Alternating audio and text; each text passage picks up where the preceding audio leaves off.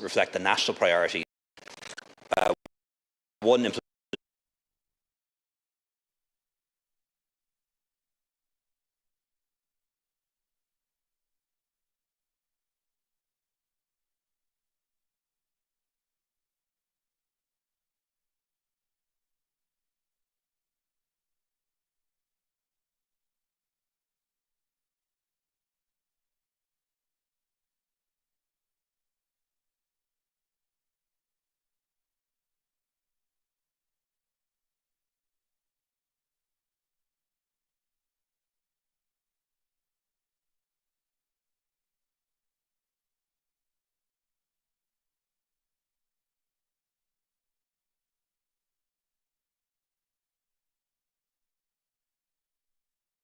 Now, members, we're going to resume to consider a motion of confidence in the Minister for Justice. I call on the Taoiseach to move the motion, and Taoiseach, then you have 20 minutes. Ceann I'll be sharing my time with the Tánaiste. Ceann, I move that this House has confidence in Minister Helen McEntee. We'll debate a lot of things over the next 2 hours, but I want to reiterate our thoughts are first and foremost with the school children and their carer who were so brutally and senselessly attacked last Thursday week. 2 remain in hospital this evening, and we hope they make a recovery. I also want to restate my gratitude to those who risked their lives to save other lives, and to thank the Gardaí, frontline workers, council workers, transport and retail workers of all nationalities for their response to the riots that ensued. Their response demonstrates the power of people working together, and I believe they and the public at large want us in this House to work together to make our capital streets safer. The issue of confidence is a distraction from that important work. Ceann, I've known Minister Helen McEntee for nearly 20 years. I worked on her by-election campaign after the sad death of her father Shane, and I had the privilege of appointing her as Minister for European Affairs in 2017 when I first became Taoiseach to work alongside Minister Coveney and me on the important issue of Brexit. Helen is trustworthy, sincere, intelligent and loyal. She's someone I turn to in difficult times and is never afraid to show her mettle when challenged, as she has in the past week or two. I'm thankful for her work as Minister for Justice, carrying on my party's tradition of law and order, alongside a wide agenda of reform, cracking down on crime, helping victims and improving access to justice. I believe her record speaks for itself. Recruitment to An Garda Síochána is recovering post-pandemic, with up to 800 new recruits entering Templemore this year alone.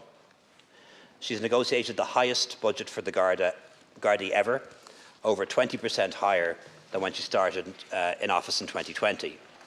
We now have the largest fleet of vehicles in the organisation's history, with around 100 Garda cars and vans, extra Garda cars and vans due by the end of this year. Gardaí will soon have body-worn cameras for the first time, with the first phase due to start in Dublin early next year. This will improve their safety as well as evidence gathering. Minister McEntee is introducing facial recognition technology to enable retrospective viewing of CCTV footage, freeing up thousands of hours of Garda time.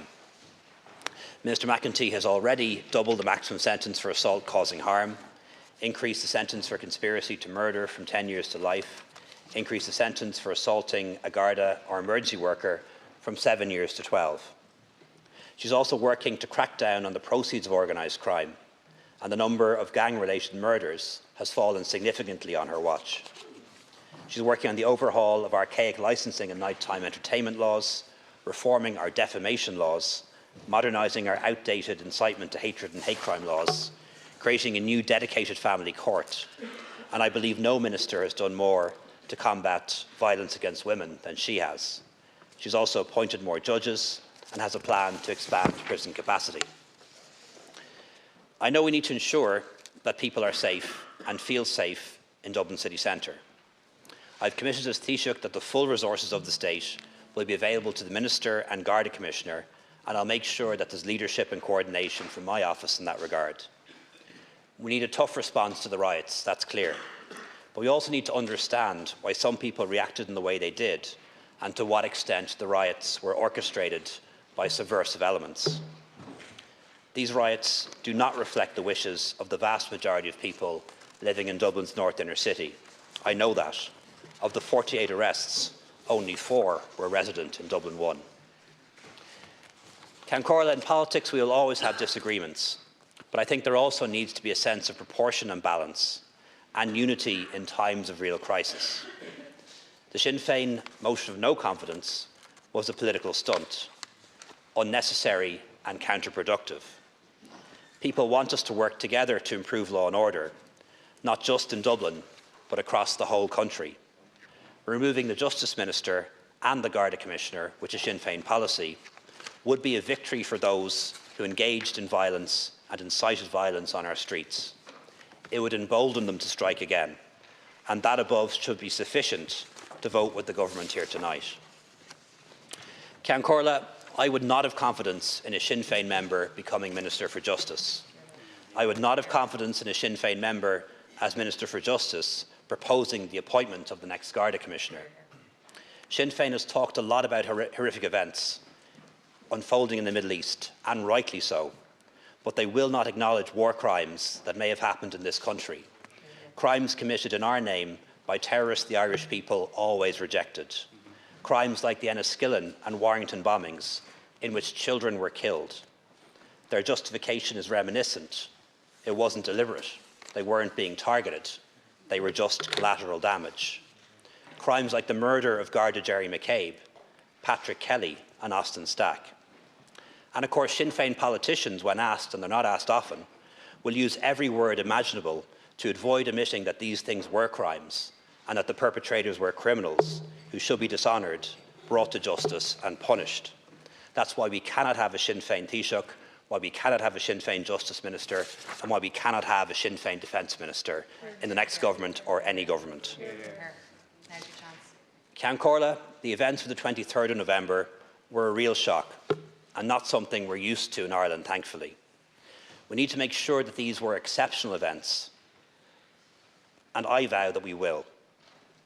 For those who are listening at home, I encourage you to come to Dublin City over the coming festive period to support our businesses and show solidarity with city centre communities. There is an increased Garda presence and it's highly visible, and we'll be doing everything we can to make sure that you are safe and feel safe at all times and get home safely too. Mar dúirt mé an seachtain sicáte, mar rialtas be míid gan stéanú ó thaobh saránaí agus níní a cosint. Beg na Gardaí na strádanna agus déanfaí siad aon rud atá ag teastáil ionas go mothuaí daoine sábháilte. As I said last week, as a government we will be relentless in protecting our citizens and defending our people and their property. The Gardaí will be on the streets and will be visible and will do whatever it takes to make sure people are safe and feel safe. Ceann Comhairle, it is an honour for me to express my full confidence in my friend and colleague, Deputy Helen McEntee. I commend this motion to the House. Tánaiste, please. Ceann Comhairle, I'll also share with Deputy Minister Catherine Martin. Ceann Comhairle, the recent violence in Dublin could not be more serious. It cannot be tolerated in our democratic republic. It represents a challenge to all of us here to show that we have a politics which is capable of treating serious issues with urgency and with a focus on action. The sad reality is that this debate has nothing to do with the issues of policing in Dublin and divisive radicalisation. It is yet again solely about Sinn Féin pursuing its cynical and aggressive approach to opposition, an approach which puts electoral politics first in everything. It is an approach which seeks to intimidate opponents and journalists alike. And quite frankly, this cynicism and aggression continues to directly undermine the ability of our democratic institutions and democratically elected representatives to work constructively on issues. There is not even the faintest hint of sincerity in the attacks which Sinn Féin has launched on Minister McEntee in the past 2 weeks. At the core of Sinn Féin's attack is the claim by Deputy MacDonald that everyone could see the disorder coming and that the Minister did nothing in the face of demands for action. Deputy MacDonald has a privilege open to no other member of this House. She can set the political agenda at the start of most sitting days in leaders' questions. Deputy MacDonald has the freedom almost unique in the democratic world, of the daily opportunity to raise any issue she wants. If she thinks that something dangerous is imminent, she can stand here and demand action with the certainty that it will receive widespread coverage.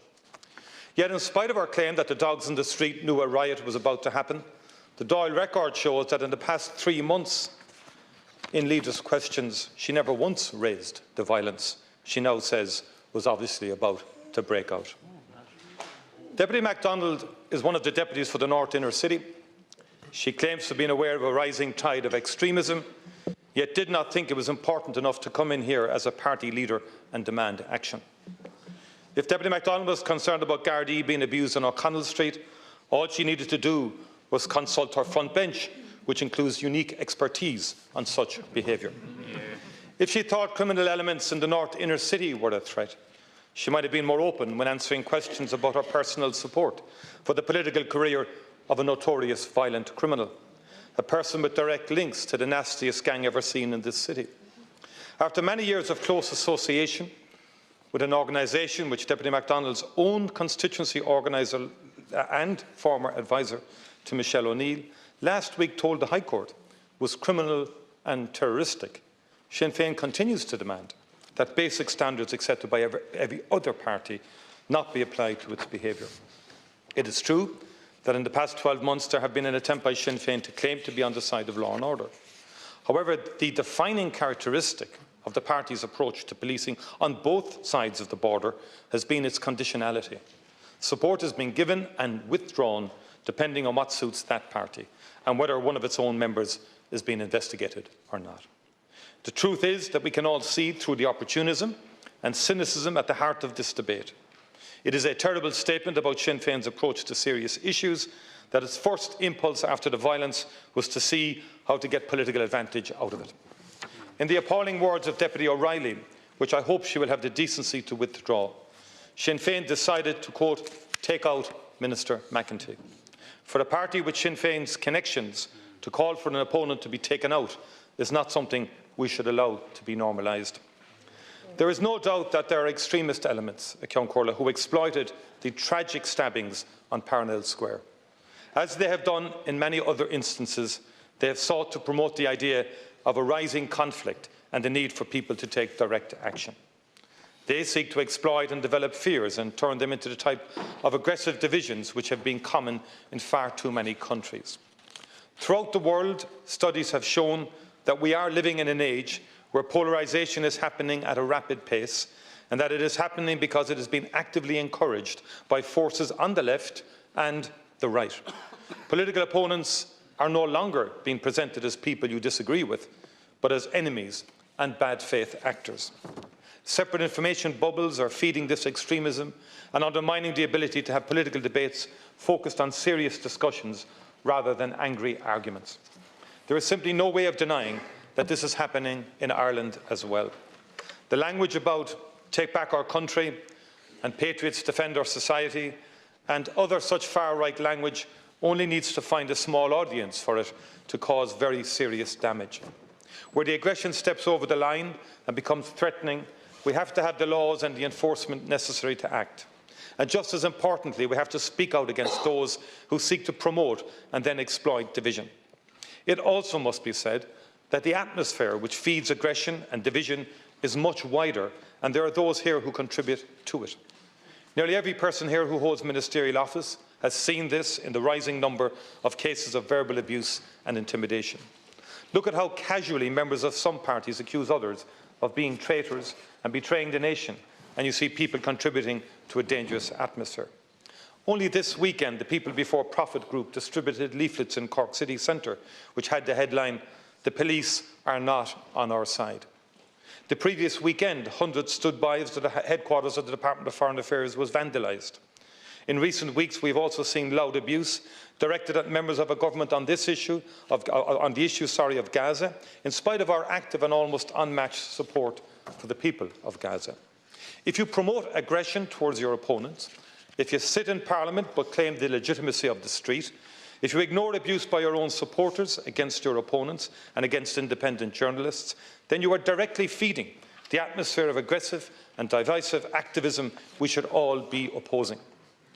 Our thoughts at Councola are first and foremost with those who were shockingly attacked last weekend, the children and their carer. And we should all unite behind the work of An Garda Síochána and what they did last week. Minister McEntee and Commissioner Harris have been fully open and candid about what happened in Dublin. They have shown their personal commitment to taking action. I and my party will be voting confidence in the Minister today because we have far more faith in her commitment to action than we do in the cynical politics of personal aggression being shown by Sinn Féin. Thank you. Mr. Katzenmarker, please. Can Corla Thomas Sauce and Desha all con Larich or son and vote the Munina san Ara Helen McEntee. I am pleased to have the opportunity to speak today in support of the motion of confidence in the Minister for Justice Helen McEntee. First of all, I want to say that my thoughts are with the children and their carer who are subjected to that horrific attack in Dublin on the 23rd of November. Agus táim ag smaoinemh oraibh go léir go háirithe na páistí a bhí gortathe. I want again to thank the first responders and An Garda Síochána for their selfless and brave actions on that day and in dealing with the appalling events that unfolded that evening. They represented the true values of our democratic state. And it is important for us as parliamentarians here today to acknowledge how we as a nation must continue to hold those values dear, particularly now in the face of an onslaught of online disinformation and misinformation, of harmful extremist content that preys on the vulnerable and incites hatred and violence. This is a real threat to our democracy, to the rule of law, to peace, to the very fabric of our state.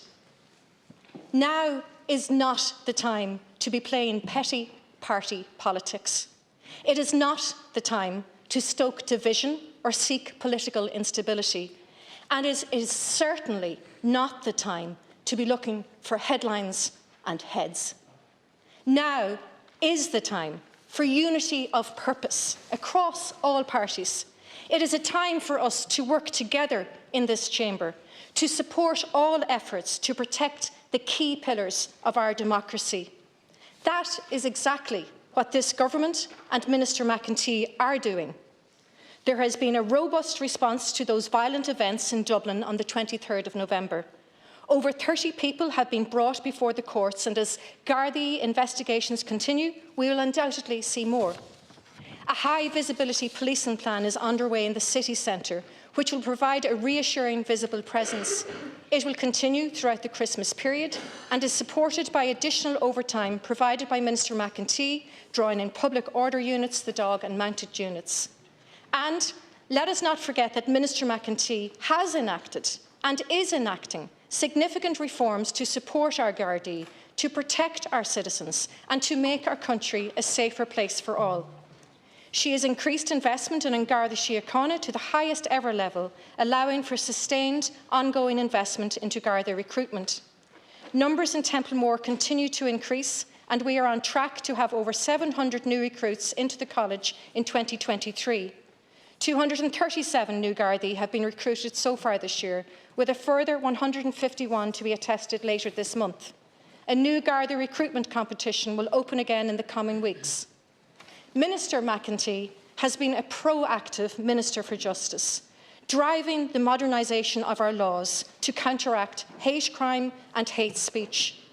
That, coupled with our efforts to tackle the issue of disinformation and harmful content online, is fundamental to addressing the growth of violent extremism and the protection of our liberal democratic values. Minister McEntee has taken measures to tackle the grave issue of domestic, sexual and gender-based violence in our country. Among these is the establishment of a statutory agency dedicated to tackling and reducing domestic, sexual and gender-based violence and supporting victims and survivors. There is a huge body of important work underway in this area under her stewardship, important work that needs to continue. There is progress too in other areas of important legislation that will ultimately impact positively on all our daily lives in a wide variety of ways. The Criminal Justice Miscellaneous Provisions Bill contains measures targeting violent and organised crime, violence against Gardaí, and also has a particular focus on domestic, sexual and gender-based violence. This includes impactful measures, such as the increase of the maximum penalty for assault causing harm, one of the most commonly prosecuted violent offences, from 5 to 10 years. The Sex Offenders Amendment Act improves post-release supervision of sex offenders and provides for electronic tagging. COCO's law criminalises the distribution of intimate images without consent. The Recording Devices Bill provides for body-worn cameras to protect Garda members, automatic number plate recognition to detect crime and greater use of CCTV. The landmark Police and Security and Community Safety Bill provides for the establishment of a community safety partnership in every part of the country. This is only a small sample of the important work being done by Minister McEntee and her department, and there is so much more work underway. This is progress and action in the interests of the Irish people. These are clear, practical solutions that will have a positive impact on our daily lives. Not soundbites, not political games, but real, practical change that will make a long-lasting difference. I have full support and confidence in the Minister for Justice. Camawinin agus maglu hakiacht ag an Ara McEntee agus giam gachra Kijibre. Remagad anish an chapter MacDonald roint Kidama leis an chapter Daly agus O'Reilly. Gurmaigat Count Corla. Count Corla, the streets of Dublin's north inner city haven't been safe for a long time. The area is scourged by open drug dealing, drug taking, on-street nuisance drinking, constant and threatening antisocial behaviour. It's in this abnormal atmosphere that people go about their daily lives. People make their journeys to work, parents do the school drop-offs with the ever-present hum of menace, risk and an overriding lack of personal safety. Over the course of Fine Gael's 12 years in government, people have been robbed of their safety. Garda stations have been closed or put on reduced hours. Community Garda numbers have been decimated. Gone are the days of the Garda on the beat, the very bedrock of effective community policing. And this has contributed to a general feeling of lawlessness and an unsafe environment. The response of government has been, at best, to skirt around the problem and, at worst, to completely abandon these communities. The school community of Gaelscoil Colosh the Wirra recognise well that low, relentless hum of danger and lack of safety. The children, parents and staff live with it every day. Thursday, November 23rd started like any other day, but it turned out to be a day that they will never forget. None of us will. 3 small children and creche manager Leanne Flynn stabbed in broad daylight outside their school. Leanne bravely stood between the attacker and the children, risking her own life to save their young lives. Courageous members of the public, people who represent all that is good of Dublin, stepped in to apprehend the perpetrator and certainly prevented further harm. And what occurred in the aftermath of this horrific attack constituted a catastrophic, unprecedented collapse in public safety. Control of Dublin city centre was lost to a mob who sought to exploit the attacks to sow hate and division.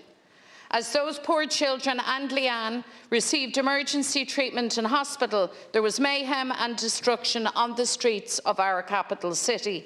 Garda cars, buses and a Lewis tram burned out. Gardaí assaulted, emergency responders targeted, shops looted, retail workers, transport workers and citizens terrified.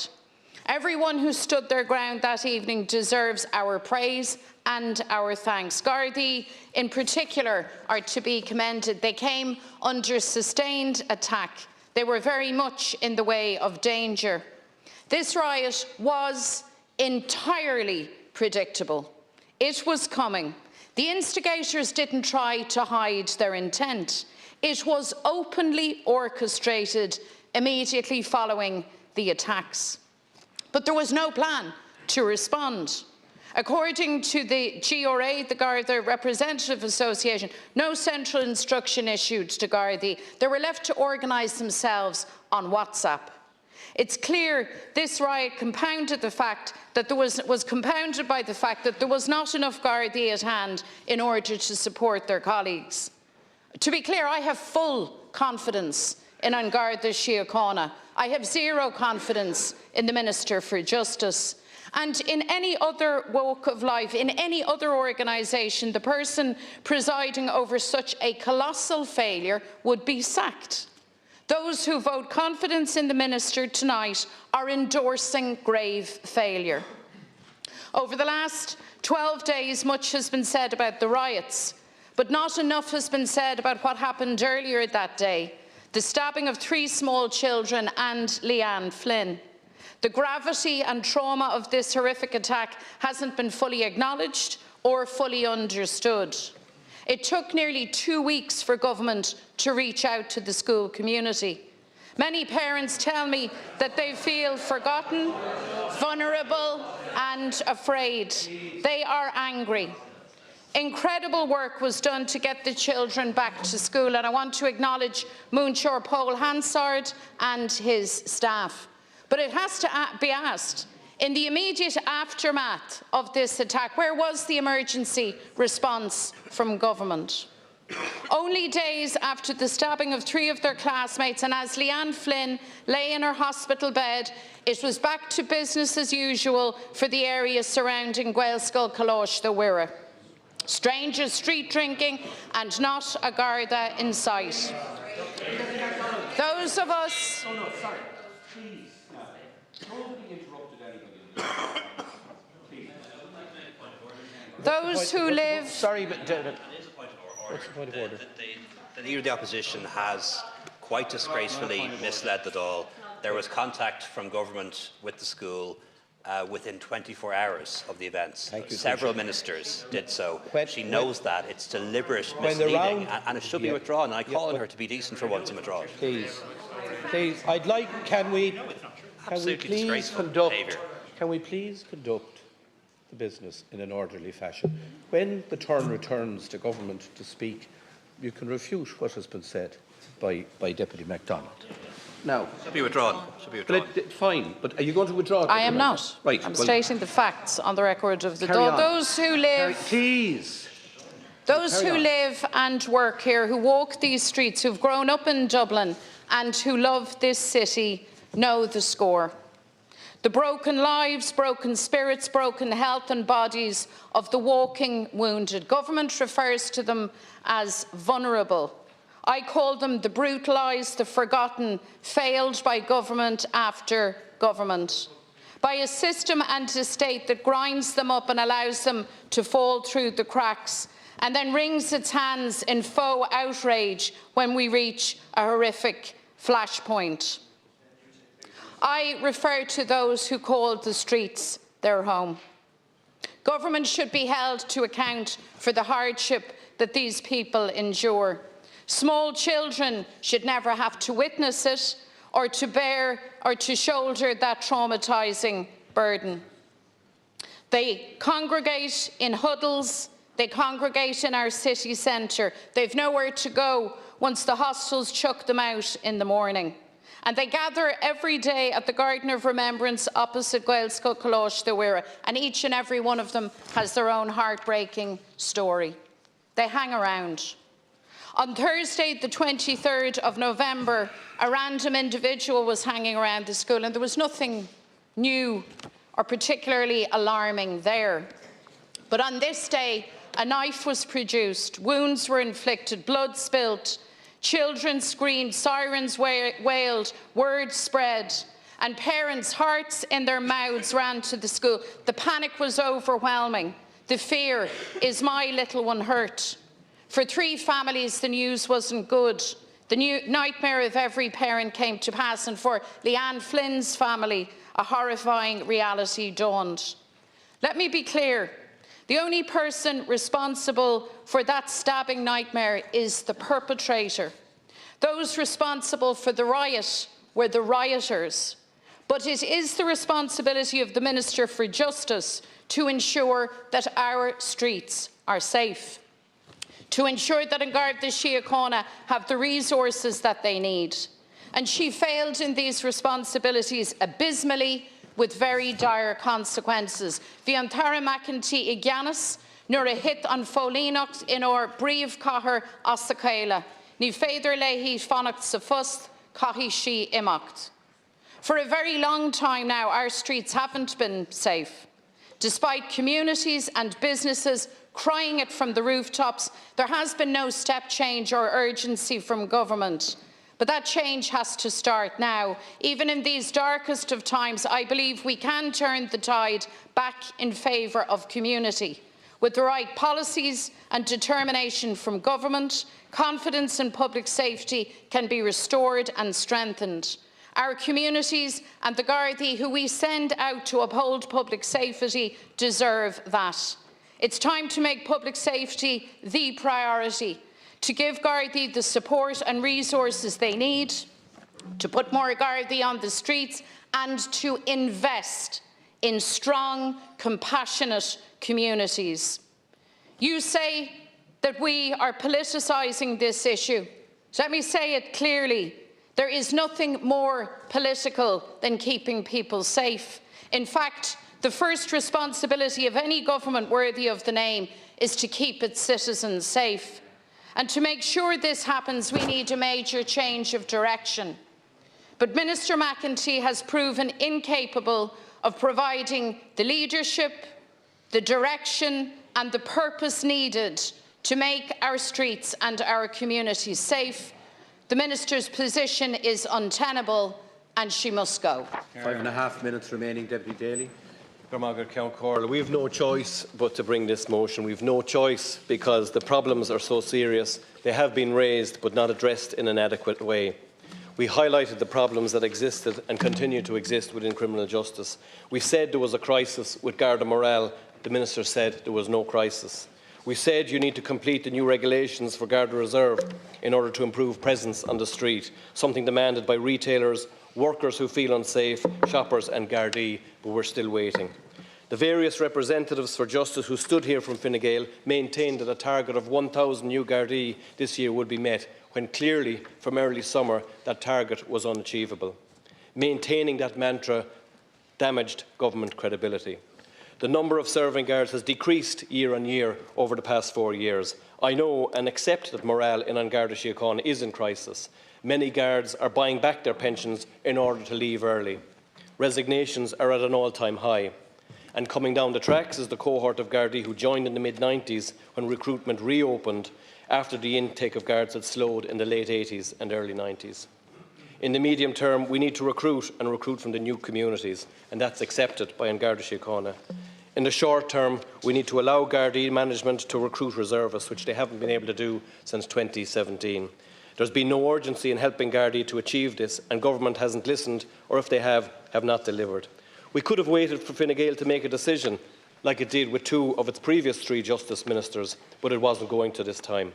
If we thought it would hasten change or bring more presence on the streets or increase Garda numbers and make people feel safe in the communities, retailers, emergency services, workers and Gardaí, then we would, but we don't have confidence that that's going to happen after 13 years of Fine Gael in government. There are less Gardaí in the streets, less Garda stations, and in order to solve the problems of morale, loss of control and resources, the government and minister needs to acknowledge the problems. Instead, government spokespersons have engaged in distraction and delusion. Instead of solid proposals, we heard a drumroll of predictably tougher legislation. Strangely, the need for clarity on the use of force, and a word, chillingly, the bizarre proposal to cut social welfare, as reported from your parliamentary party meeting, none of which would have prevented the unprecedented crime or the loss of control that happened on the 23rd of November. All of that has convinced me that this government is incapable of dealing with and solving the problems on our streets, incapable of making people safe, and the consequences are what we saw last Thursday week. It's clear that the government is out of touch, has lost credibility on these issues, and crucially is not listening, and the Minister is not listening. We are saying we've had enough, and to vote no confidence in the Minister for Justice. 2.5 minutes remaining, Deputy O'Reilly. Our capital city has an undeniable buzz, community spirit and rich history, and I am very proud to be a Dub. However, there is no denying that parts of the city centre have become dangerous, derelict and run down in recent years. This didn't happen by accident. This is a whole of government failure, but it has become encapsulated by the continual failure on the part of the Minister for Justice. The recent riots and the loss of control of Dublin city centre is part of a broader failure on this Minister's part. The past year has seen a litany of violent attacks which have highlighted how bad the situation has become.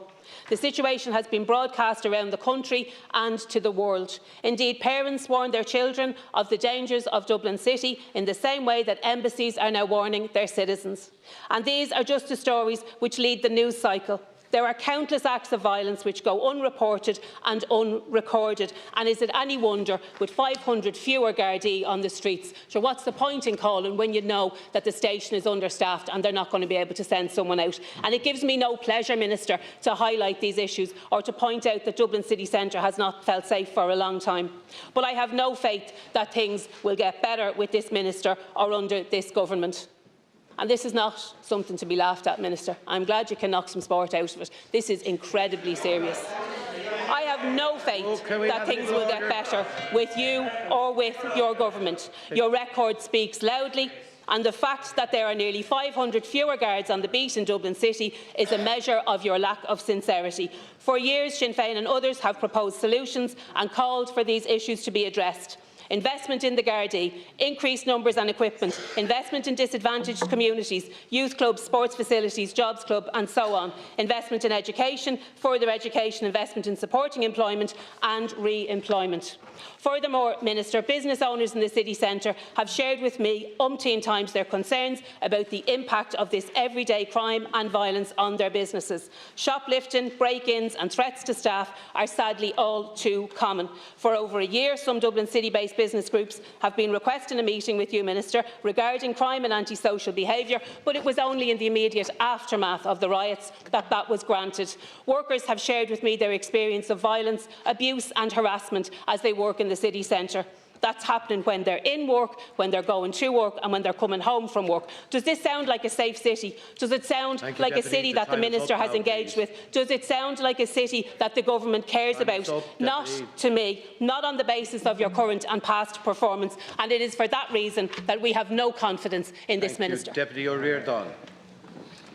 Cairncórla, after careful consideration of the track record of this government in the areas of crime, policing and addressing the root causes of crime, the Labour Party will not be supporting the government's motion.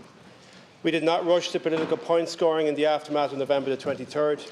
We were traumatised when the news filtered through of a vicious assault on innocent school children and their carer.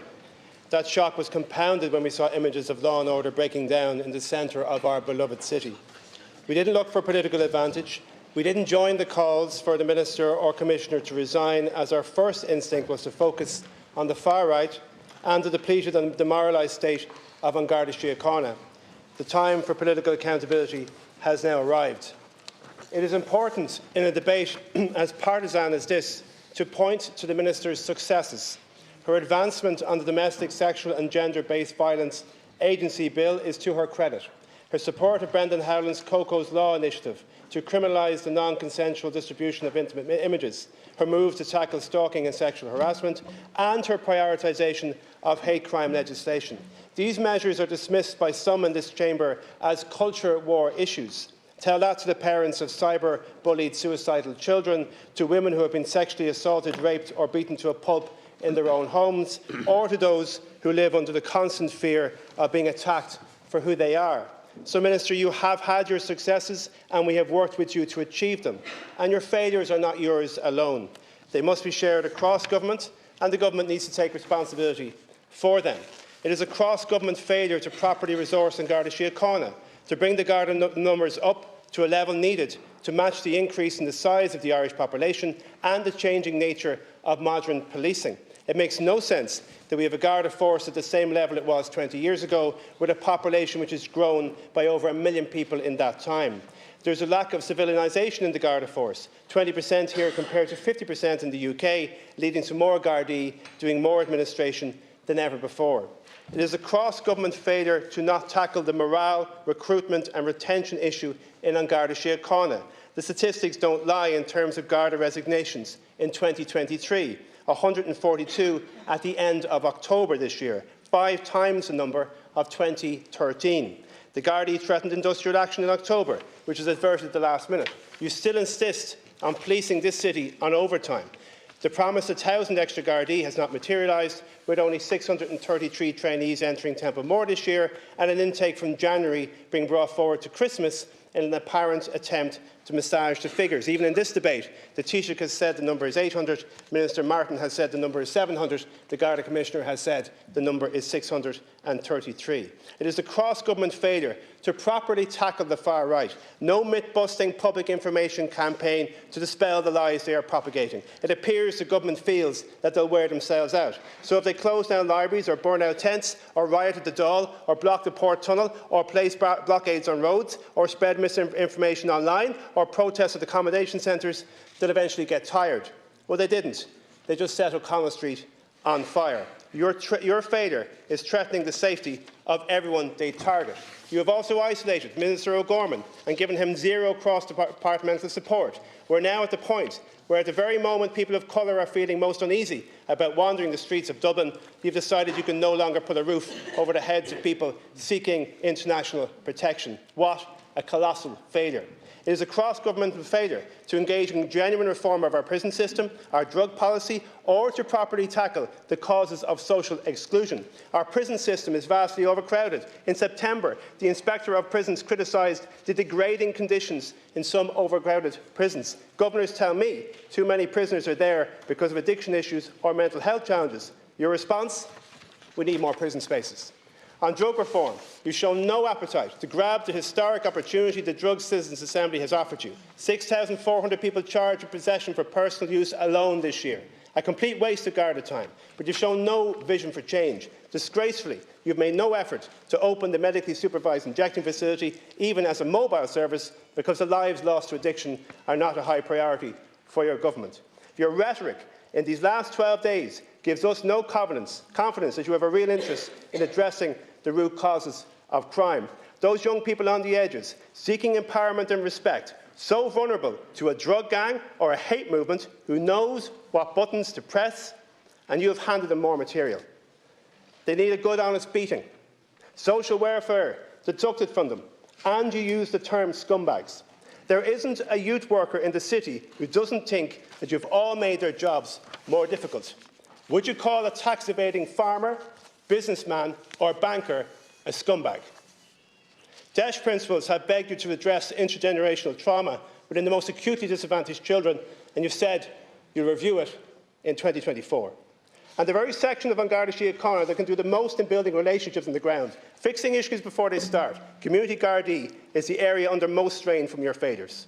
Housing is still a national disaster, with thousands of children in sheltered accommodation. We have one of the highest overdose rates in Europe. 23% of Irish workers are in low-paid work.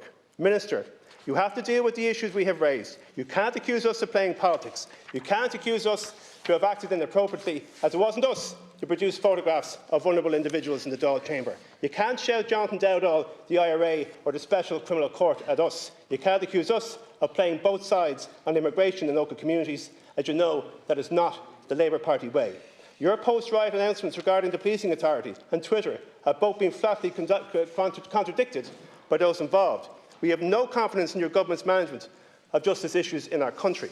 The people of Ireland deserve so much better. They deserve vision, ambition and an agenda with social justice burning at its core. We're not playing politics. We didn't ask for this debate.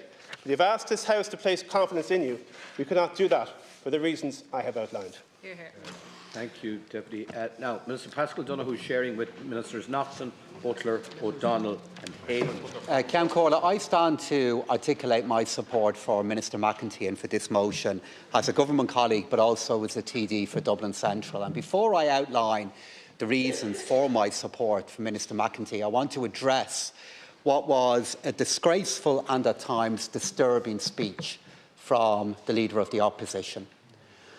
In her speech, she alleged that it was up to 2 weeks before Gwelstal Gláiste Mhuire heard from government representatives.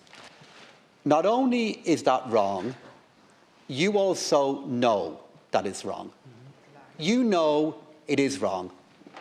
And you make a charge like that, continuing your form of politics, which is about division, which is about how you can sow distrust, which is how you can undermine the good intentions of anyone in this chamber who doesn't sit with you. And you do that to create the perception, the illusion of a state that is uncaring, a state that doesn't engage. Nowhere in your contribution, from you or from any of your speakers so far, was the recognition that within hours of this terrible tragedy and this terrible trauma being inflicted on a school that I am privileged to represent with other members of this House, that NEPS workers, that representatives of the state were engaging with them, were supporting them. What you seek to do is create the perception of an uncaring, unfocused state not capable of responding back at a time of great need, when the reality is that politicians on these benches were contacting the school, which is really only beside the point, because what they needed was care, what they needed was support and engagement at a professional level from our psychologists, from the Department of Education, from the HSE, which was provided to them, which they needed and which was made available. They are the facts. And what you seek to do here is create instead a vision, a rhetoric of lack of care, lack of compassion. Well, you can question this government, you can question any member of this House on the grounds of their competence, on the grounds of what they have done. But it's when you seek to qualify and seek to challenge people on the basis of their compassion, on the basis of their care, that you move into the kind of politics that is incapable of providing solidarity, incapable of providing unity, exactly at a time communities and all those who were affected by those dark moments needed. We have in Minister McEntee, and let me say this, Ceann Comhairle, because I have experienced what those awful moments have done to the communities that I am privileged to represent. There is nobody I would far rather have representing this state as Minister for Justice than Helen McEntee. Her compassion, her empathy, her steeliness in rising to this challenge is what we need. We know we have more work to do. We know we have more that needs to be done. But exactly at the moment when our country needed unity, Sinn Féin offered division. Thank you, Minister. When our communities needed stability, you offered instability. And when people wanted calmness and moderation, all you had was a loud and angry voice. We have a minister here who understands what needs to be done, who is doing it, and because of that, she has my support and that of the government. Sorry to interrupt, but there are 4 more speakers. Thank you, Ceann Comhairle. I support this motion of confidence in my colleague Minister Helen McEntee. It's very easy for the opposition to say that the Minister and the Gardaí should have known that a major public order incident was going to break out in Dublin city centre. But how could they? How could they foretell the malign intent of some people that led them to incite a riot, especially following a tragedy where children and their care worker were so brutally attacked in the middle of the day? Gardaí have successfully policed over 700 protests so far this year. Some of these protests have been bad-tempered, with individual colleagues across this House directly targeted. But there have been no expressions of support from Sinn Féin for our frontline Gardaí. Why? Because they cannot acknowledge good policing. Because they want to politicise, personalise and attack not only the Justice Minister, but our Garda Commissioner. I also want to raise one particular aspect of Sinn Féin's reaction to recent events. As part of my brief in the Department of Health, I meet with people in drug and alcohol addiction and those who provide the services to help them. I have never posted a picture or a video on social media of a vulnerable person in need of help. Sinn Féin, on the other hand, last week used a picture of a clearly identifiable and vulnerable man for a cheap publicity stunt. It was posted on the Sinn Féin leader's social media account, which has almost 200,000 followers, and waved around this House during leaders' questions. A baseless connection was made between someone in addiction being a danger to children and the wider public. An innocent person was put forward as someone to be feared and avoided. Last Corla, we know the truth now. The mask of Sinn Féin has slipped. There isn't one vulnerable group that Sinn Féin won't use for their own political ends. That man is someone's son, perhaps someone's brother or someone's father. God knows what they're going through. And you used him. We're running out of time. How nasty, how cheap, how typically Sinn Féin. The party of political opportunism strikes again. Sinn Féin weren't so opportunistic back in 2020 when they had the chance to go into government. They chose instead to avoid the responsibility and leave the job of leading the country through a pandemic to someone else, thankfully. Sinn Féin decided that they would take the course which benefited them most. They chose to sit on the sidelines in opposition and seek to make political capital of every issue which faces our country. And here we go again. Even the horses and the greyhounds saw another policy U-turn last week. The party of sloganeering and soundbites were out in force across media, following the riots with no other motive than political gain. The hypocrisy has been astounding. Nobody is safe. Last week we saw a photo of a vulnerable man who clearly had his own personal issues, used for political gain, here in the chamber and on social media. Where is your moral compass or even your basic decency? Sinn Féin know they would lose this vote by a very clear margin. Their only objective here is to keep this in the news cycle so they can continue to snipe and chirp from the sidelines about the Justice brief. Isn't it a pity they aren't so forthright when it comes to speaking on their own justice policies? The party which doesn't support the Special Criminal Court, the court which convicted their party leader's good friend, their donor and Sinn Féin stalwart Jonathan Dowdall. A long-standing party policy which is a slap in the face to victims of organised crime and our security services. Sinn Féin claim to know what is best for our Gardaí. Does this include Detective Jerry McCabe, his convicted killers shoulder high at their Ardesh in 2009? Deputy Kieran O'Donnell is the last speaker in this slot. Like everyone else, our thoughts are with the 5-year-old girl and the creche worker who are still recovering in hospital, because that's why we're all here today. And I've absolute confidence in Minister for Justice Helen McEntee. It's 12 days since the riots took place in Dublin, and I want to put the contrast in the behaviour of Sinn Féin and the Minister for Justice. Within a day, Louise O'Reilly was calling for a head and to take the Minister out. It sent a chilling feeling. That reminds me of further past times. And it was chilling, it was unnecessary, it was irresponsible by Sinn Féin. Furthermore, Minister Helen McEntee has been out, public, working with the Garda Commissioner, reassuring the public, putting extra resources in place. And Sinn Féin's behaviour today, and for the last 12 days, has been nothing short of irresponsible. The public want the political parties to unite. You were not listening to the public. You saw it in polls recently, and effectively the public wanted you to work with government. You're either for democracy or law and order, or you're not. And at the end of the day, you should have come out immediately. This is an affront on democracy. This was thuggish, right-wing behaviour. The ordinary person, the length and breadth of Ireland, was absolutely appalled at what happened. And what did Sinn Féin do? They certainly weren't listening to the public. I'm wondering who they were listening to. Thank you, Minister. And I think we have a minister here who has effectively listened to the public, been proactive, and made Ireland, and more particularly Dublin City, a safer place. I stand here expressing full confidence in Minister McEntee and her work in building stronger, safer communities across Ireland. Victims of the attack outside Gaelscoil Colostum, who are foremost in our thoughts, deserved a united response of solidarity from all sides of this House. Our Gardaí, who faced down rioters and those looting shops, deserved a united response of solidarity from all sides of this House.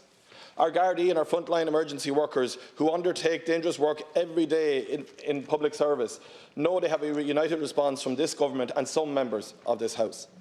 But at a time when Minister McEntee, Commissioner Harris and Government are building momentum on recruitment through Templemore, strengthening supports for Gardaí, Sinn Féin can only think of the political playbook, which is all they know. Last week, Deputy MacDonald stood in this House and spoke for nearly 10 minutes. And I didn't pick up one single solution or change vision or difference that would be articulated in a different Sinn Féin approach. Piers Doherty in Morning Ireland the next morning did a similar length interview, and when pushed at the very end, the only new solution he could come up with was magic up new Gardaí. But no vision, no alternative. You know, Deputy MacDonald, again, a full speech full of rhetoric. You reference faux outrage, which is rich when we see how Sinn Féin used the school in Parnell Square, its building vulnerable people as props and pawns in your political game. Sinn Féin promise change, but I don't see it. I don't see it except the dark, sinister forces that would like to change how justice has prevailed in this country because of your Sinn Féin background. A portfolio that you wouldn't even be let hold up in Northern Ireland, never mind here.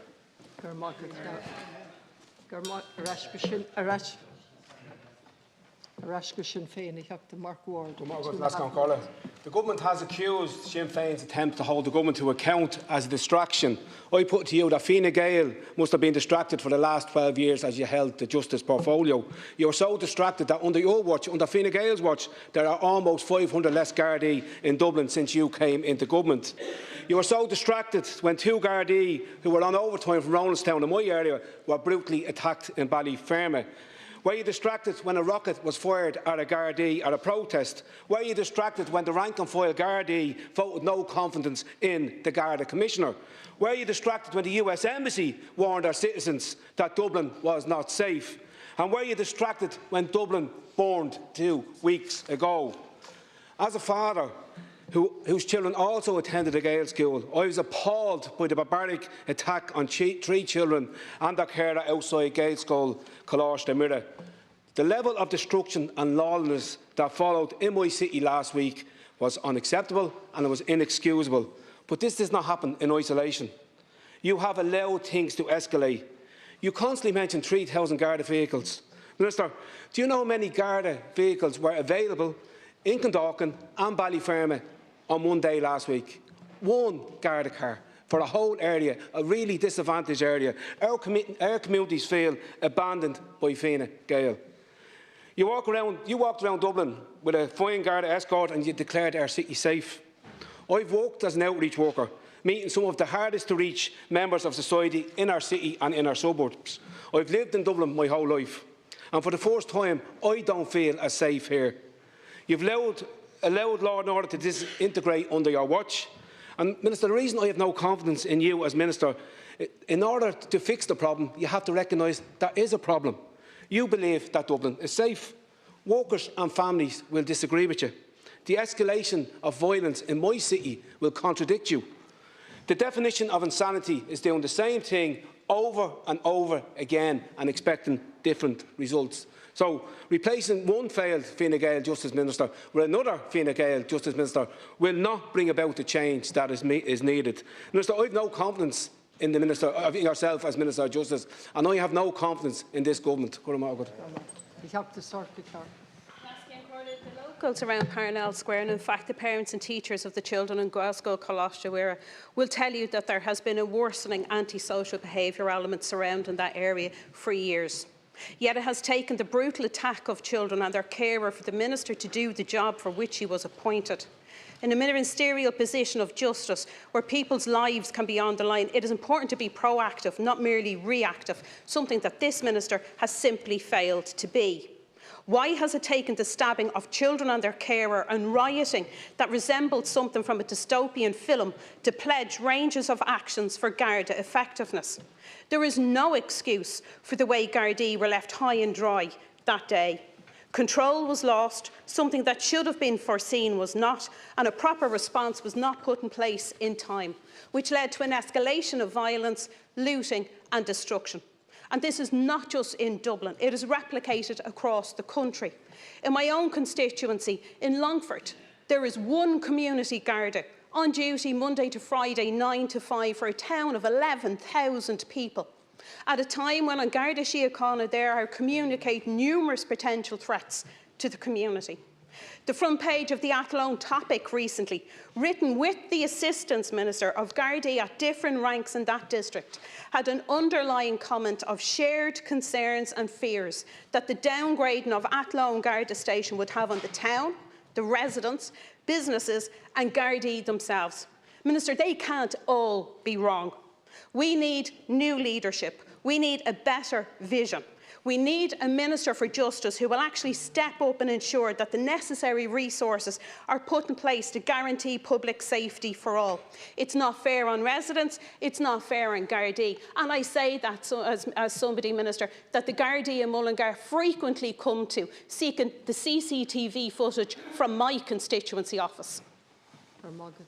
Social Democrats, Catherine Murphy. Safe is one of the key functions of government. I'd characterise it as a critical civil liberty. Just saying the city is safe, as you've done several times, Minister, doesn't mean that the city is safe. What was particularly shocking about the riot in Dublin was the lack of preparation for such an eventuality, or better still, a plan to prevent it from happening in the first place. Niall Hodgkins of the GRA on prime time on the 28th of November said there was no plan, members turned up simply because WhatsApp messages were being passed from Garda to Garda. He said the Garda Síochána is a hierarchical organisation, yet no instruction came down to members. Since the pandemic, it has been clear that there's been an alignment between different groups on social media. There's also international links with these groups, with far-right groups, including links to UK white nationalist groups, where they share recruitment methods, tactics for protests. It has been reported that the policing board raised concerns about the growing challenge posed by the far-right in Ireland months ago. Earlier this year, the Garda Commissioner said the far-right has failed to grow in Ireland, bucking trends seen in other European countries. By November the 3rd, the Commissioner agreed to review the strategic guidance document on the policing of protests following a meeting with Forster, who had criticised the soft approach to policing the far right. In August, when 4 British tourists were set upon in Temple Bar, one of the 4 told the Journal that passers-by said to him that attacks happen here regularly. The doctor said that these incidents happen a few times a week. In August, the same journal examined the CSO statistics on recorded crime in the Dublin Central, North and South districts. The article went on to quote Deirdre Healy, Director of the Institute of Criminology and Criminal Justice in UCD's School of Law, says that assaults tend to go underreported to Gardaí relative to other types of crime. It can create an inaccurate measure of what is actually happening. She said that the CSO survey in 2019 found that only 29% of victims report such incidents. Healy said that the dark figure of crime statistics had been a constant in the national records for a number of decades and usually results in around 70% of assaults not being reported. The report, Travelling in a Woman's Shoes, was published last year, and it found that slightly less than a quarter of Dublin women and 11% nationally had witnessed violent behaviour or sexual harassment happening to someone else on public transport, which is a critical area. The conclusion is that that's not rare. What has the Minister for Justice done with the memo to Cabinet that was brought as early as July 2016? The memo provided for the expansion of the strength of An Garda Síochána to a total headcount of 21,000. It was to be composed of 15,000 Gardaí, 2,000 reserves and 4,000 civilians. There are currently less than 13,000 Gardaí. Yet the population has grown significantly since then. Those numbers are needed if we're to have any hope of a proactive style of policing. Antoinette Cunningham of the AGSI recently criticised the model of policing in Ireland, claiming it was more focused on reactive policing over preventative policing. Minister, if you don't prevent crimes from happening, then you spend the time investigating and prosecuting them. This has to be a watershed moment. My vote today is not intended to be personal towards any one individual. My vote today is in the name of those who love the City of Dublin, those who engage with it, those who engage with, those who live there, those who work there, those who wish to send their children to school there safely. Confidence in any form derives from a sense of feeling secure. And it has been a very, very long time since anybody who's engaged in the City of Dublin in the manners that I've outlined have felt in any way secure. The vote I take today will be in that name. People who engage in the city, particularly pronounced, is that feeling of unsafety are for women, has already been outlined. For minorities, the evidence is very clear there. But what about people who just want to engage in the city, as would be the norm in any other part of the country, in any other city? Who amongst us would wish to send our teenagers to the City of Dublin to go to a cinema, for example? That never used to be the case, that people were afraid to do that. But this is the sense where we've got to.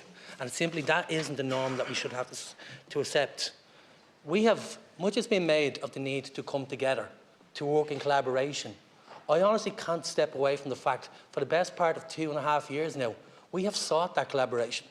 We have literally proposed motions. It was a week ago and a year to this very day that we had statements in this chamber where ministers came in on the safety in the City of Dublin. We saw collaboration, but we haven't received anything back.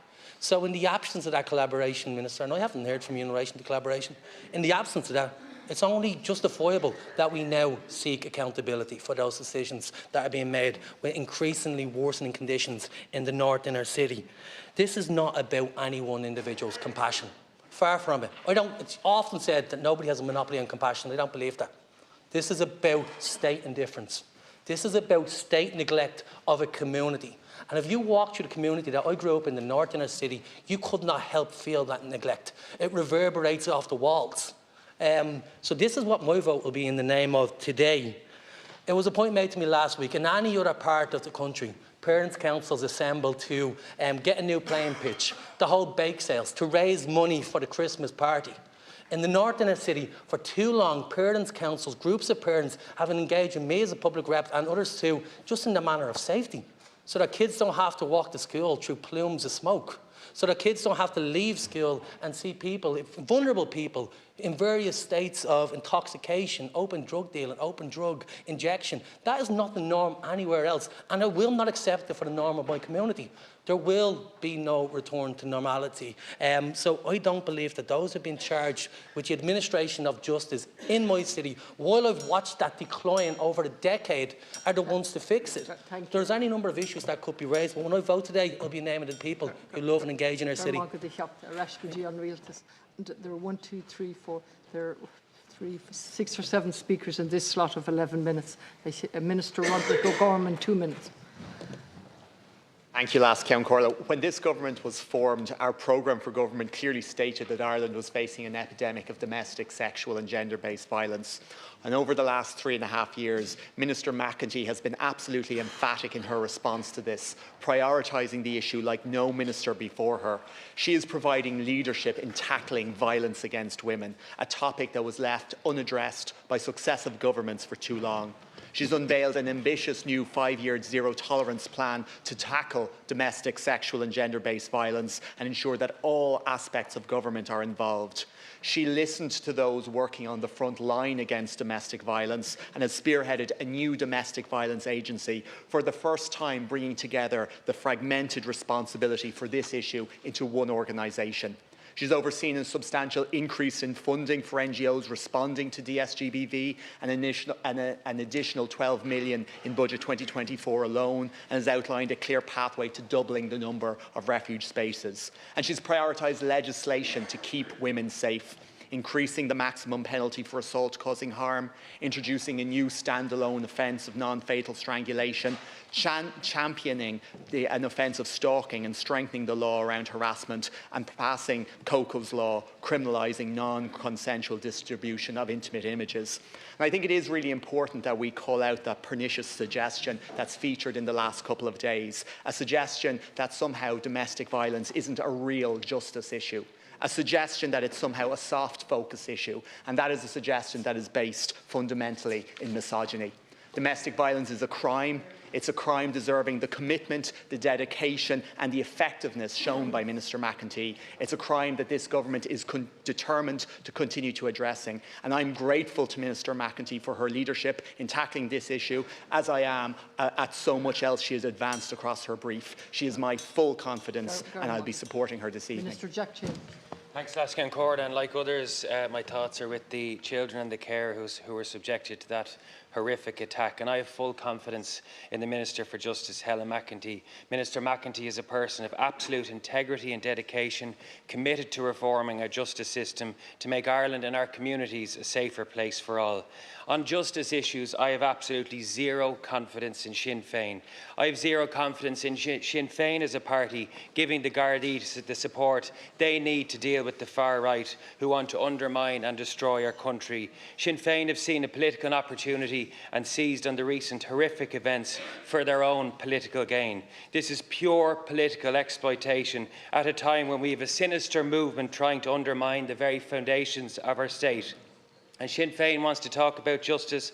Well, here's your record on justice. You seek to politicise policing at every turn, north and south. You continuously sow division in communities by undermining the Gardaí and our Commissioner. And you undermine the state's effort to tackle organised crime and terrorism by continuously sitting on the fence on the Special Criminal Court. That's your record on justice. And who exactly does Sinn Féin have confidence in? They have confidence in people who've collected Garda killers from prison.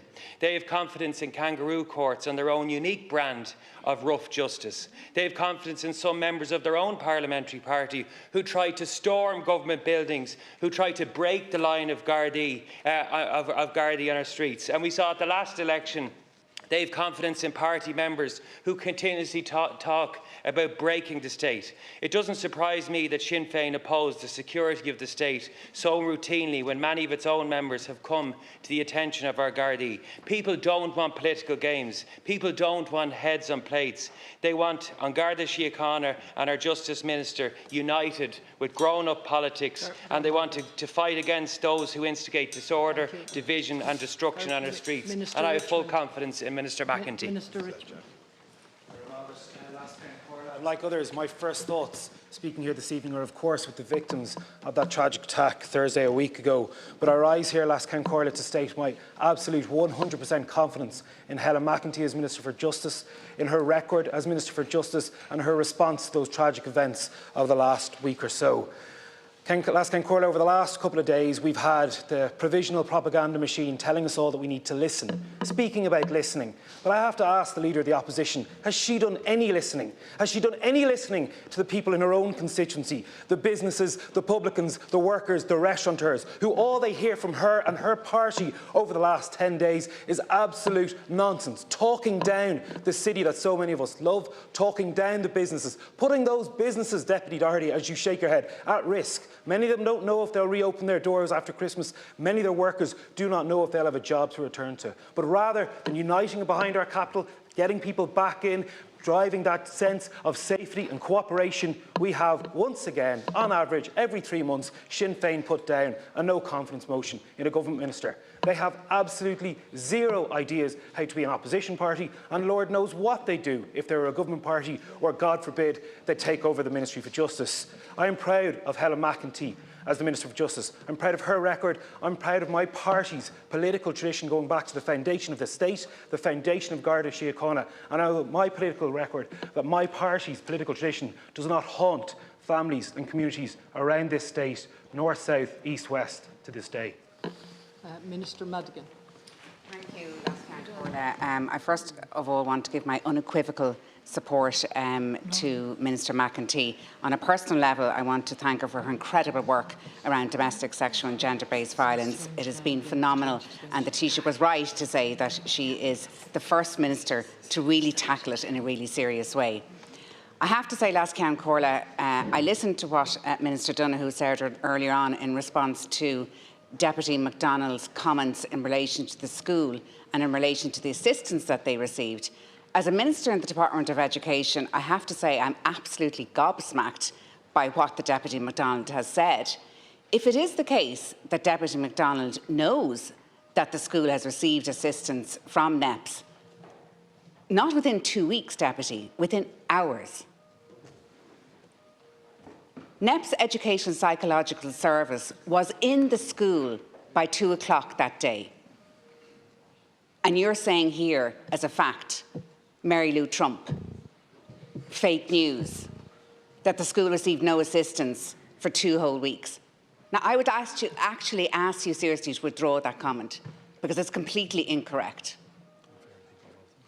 Last Cancora, you might ask the Deputy to do that. Your time is running. I'm just warning if your time is actually running. You have public order peers here and Mary Lou Trump. Like, how can anybody believe anything that comes out of your mouth when you talked earlier to the Taoiseach, you spoke to him and questioned him about facts in relation to rents. Well, that is a fact, Deputy MacDonald, and I ask you to withdraw that comment. There's no discussion. No, sorry, the time is... Just let me clarify something. The Minister has asked you to withdraw something. I understand you're not withdrawing it. No, that's okay. I'm moving on. Deputy Frank Feehan, please, 2 minutes. Deputy Frank Feehan, please. Thank you. Thank you. Some years ago, my great friend, the late TD, Lewis J. Belton, commented at a Fine Gael Parliamentary Party meeting that you can't have law without order. In the last few years, maybe because of abuse of social media and the spread of fake news, that Ireland has changed. There is a lot of anger and vicious abuse of people, particularly public representatives and those in responsible authority, which are driven by cowards who incite others behind the veil of social media stories and far-fetched theories. It is my strong belief that Minister McEntee, Commissioner Harris, his management team, the Gardaí have and will have the resources and the determination to deal with this ominous threat and to ensure that the perpetrators of this violence on the streets of our capital will not get the same opportunities to strike again with the same level of violence and damage as witnessed 10 years ago. I met Commissioner Harris many years ago, and he said, gave me great advice. He said, sometimes people make poor choices. I believe Sinn Féin on this occasion, with this motion of confidence, are making a very poor choice, and I think you know it. This is not the time to play politics with a serious issue. This is the time to unite, to demonstrate your loyalty and solidarity to this state and the Gardaí. Since the outbreaks of the Troubles in Northern Ireland, many of the perpetrators of violence and murder against our Gardaí have never been brought to justice, like those who murdered Garda recruit Gary Sheehan and Private Patrick Kelly in Barronamore in my constituency of Sligo-Leitrim 40 years ago this week. I feel Sinn Féin are caught in a battle, and a cynical battle, for votes between the so-called far left and far right. However, the centre will hold, and it must hold. And I say that again, the centre will hold, and it must hold. Helen McEntee follows a strong list of strong Fine Gael ministers for justice, who took on the organisations and individuals who wanted to overthrow and destabilise this state. People like Kevin O'Higgins, Pat Cooney, Michael Noonan and Nora Owen, to name all with few, faced the enemy of the state head-on and provided confidence and stability. I have no doubt Helen McEntee is doing this, and it's time for Helen McEntee to get on with this job. Thank you, Deputy. And to conclude, Dr. Colin Burke. Thank you, Last Cancora. I very much support the Minister here tonight. I think the work she has done as Minister stands out in the sense of the work that's being done by the Gardaí on a daily basis. If you look at in the last 12 months alone, over 271 million worth of illegal drugs were seized, 1,575 firearms and over 1,780 knives and dangerous instruments, all seized. And that's because of the proactive work of the Gardaí on the ground. The work also being done by the community Gardaí. So the Department, the Gardaí and the Minister are working extremely hard to make sure that we have a safe country here to live in. And I think it's important that we highlight the people who stood on the fence while this incident was going on in Dublin. The people on social media who are not prepared to come out of their houses but are prepared to use social media to provoke people. They're the real guilty people here in this whole scenario. And I think it's important that there's action taken against them. I have full confidence in the Minister, in her department and in the Gardaí. Thank you. Rashka Sinn Féin, the Donegal Lira. At the outset, I want to agree with Deputy Minister O'Gorman in relation to gender-based violence. It is not a soft issue by any manner or means. It is an issue of crucial importance that all parties must absolutely tackle. I'm aware the Minister wasn't referring to Sinn Féin in that regard, but I think it's important to put that on the record nonetheless. It's minic d'irtar I Dave Rún mi bhunaín goil níos mó fuam agus farag ná cíl. Is dulin go bhéit fia sin ará faoin rún seo cinnte. Ach níor an taobh seo atá an farag agus an fuam ná an aspa cíl ní dulin. You regularly hear in relation to confidence motions that they generate more heat than light. Well, I think in this event, I think there is a great deal of heat. There is not a lot of light nor clear-sightedness from those benches across. And we have listened to, over the last hour or so, attacks on Sinn Féin. Well, not even attacks on Sinn Féin, actually. Attacks on the party that the government would like Sinn Féin to be. The opponents that they would dearly wish to have, and frankly, it's beside the point. The government TDs are entitled to their characters. Some of them believe them, some of them less honourably don't. But that's neither here nor there. That is of no concern to communities on the ground. And when you boil this down, we are in a situation where there are less Gardaí in the streets and less Garda stations open than when Fine Gael took office. We are 2 years past the 2021 targets. And in terms of overall Garda staff, you've not only missed that in terms of enlisted Gardaí by 1,000 2 years later, in terms of overall workforce, you are 4,000 behind.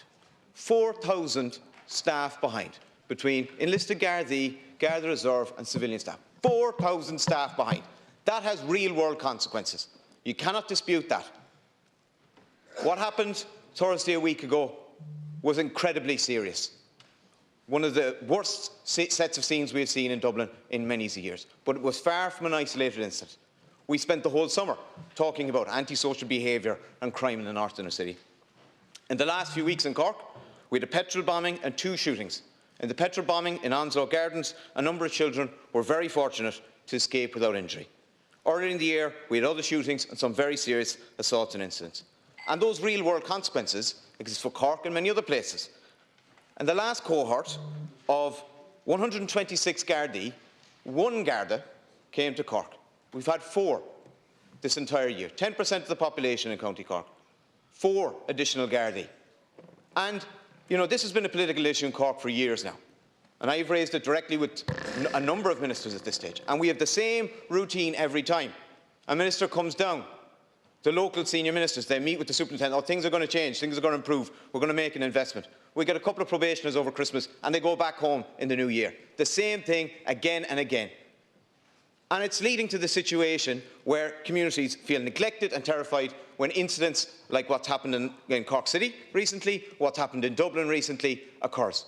I had cause to ring a Garda station on Saturday night, a 24-hour Garda station, just to clarify, on behalf of a constituent. Rang 3 times, rang out every time. I don't even blame the Gardaí in that station. I'm sure they were dealing with very urgent matters. The fact is, nobody was there to pick up the pieces because the Garda station, the Gardaí have been left to absolute neglect. Way behind targets, Gardaí leaving in their absolute droves. People have talked about personalised attacks. I don't believe in that. I don't believe in that. I think most of us don't either. I believe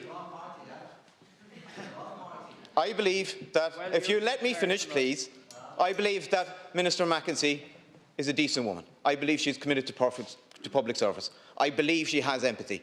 But empathy is not going to put any additional Gardaí boots on the ground where we need them on the streets. Not one bit. I'll finish on this. People have talked a lot about the spectre as they see it. I don't think the public see it like that. I don't think Gardaí on the ground see it like that either, of a Sinn Féin Justice Minister.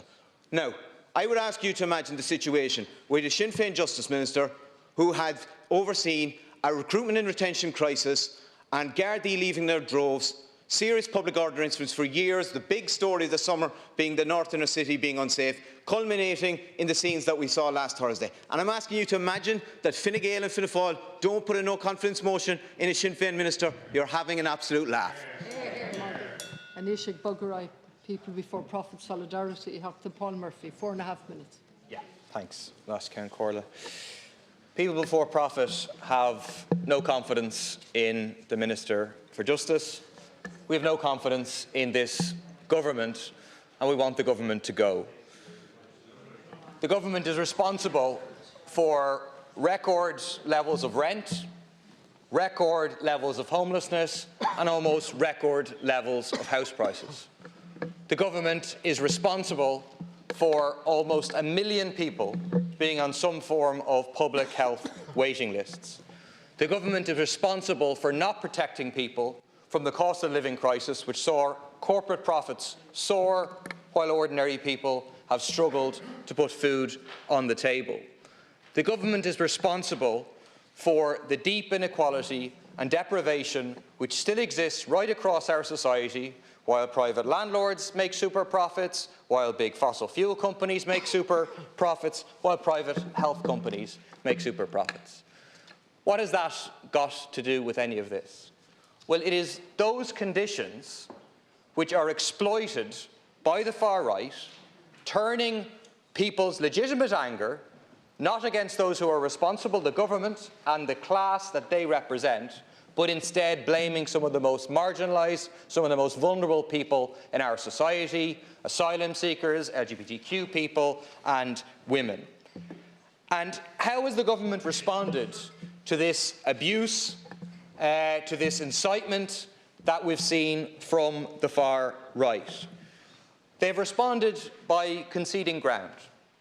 Look at what Simon Coveney told the Financial Times just last week. He said we have to listen to people, listen to those rioters effectively, and then linked to that was the idea that asylum seekers are going to shamefully be put on the street with nothing but €75 a week.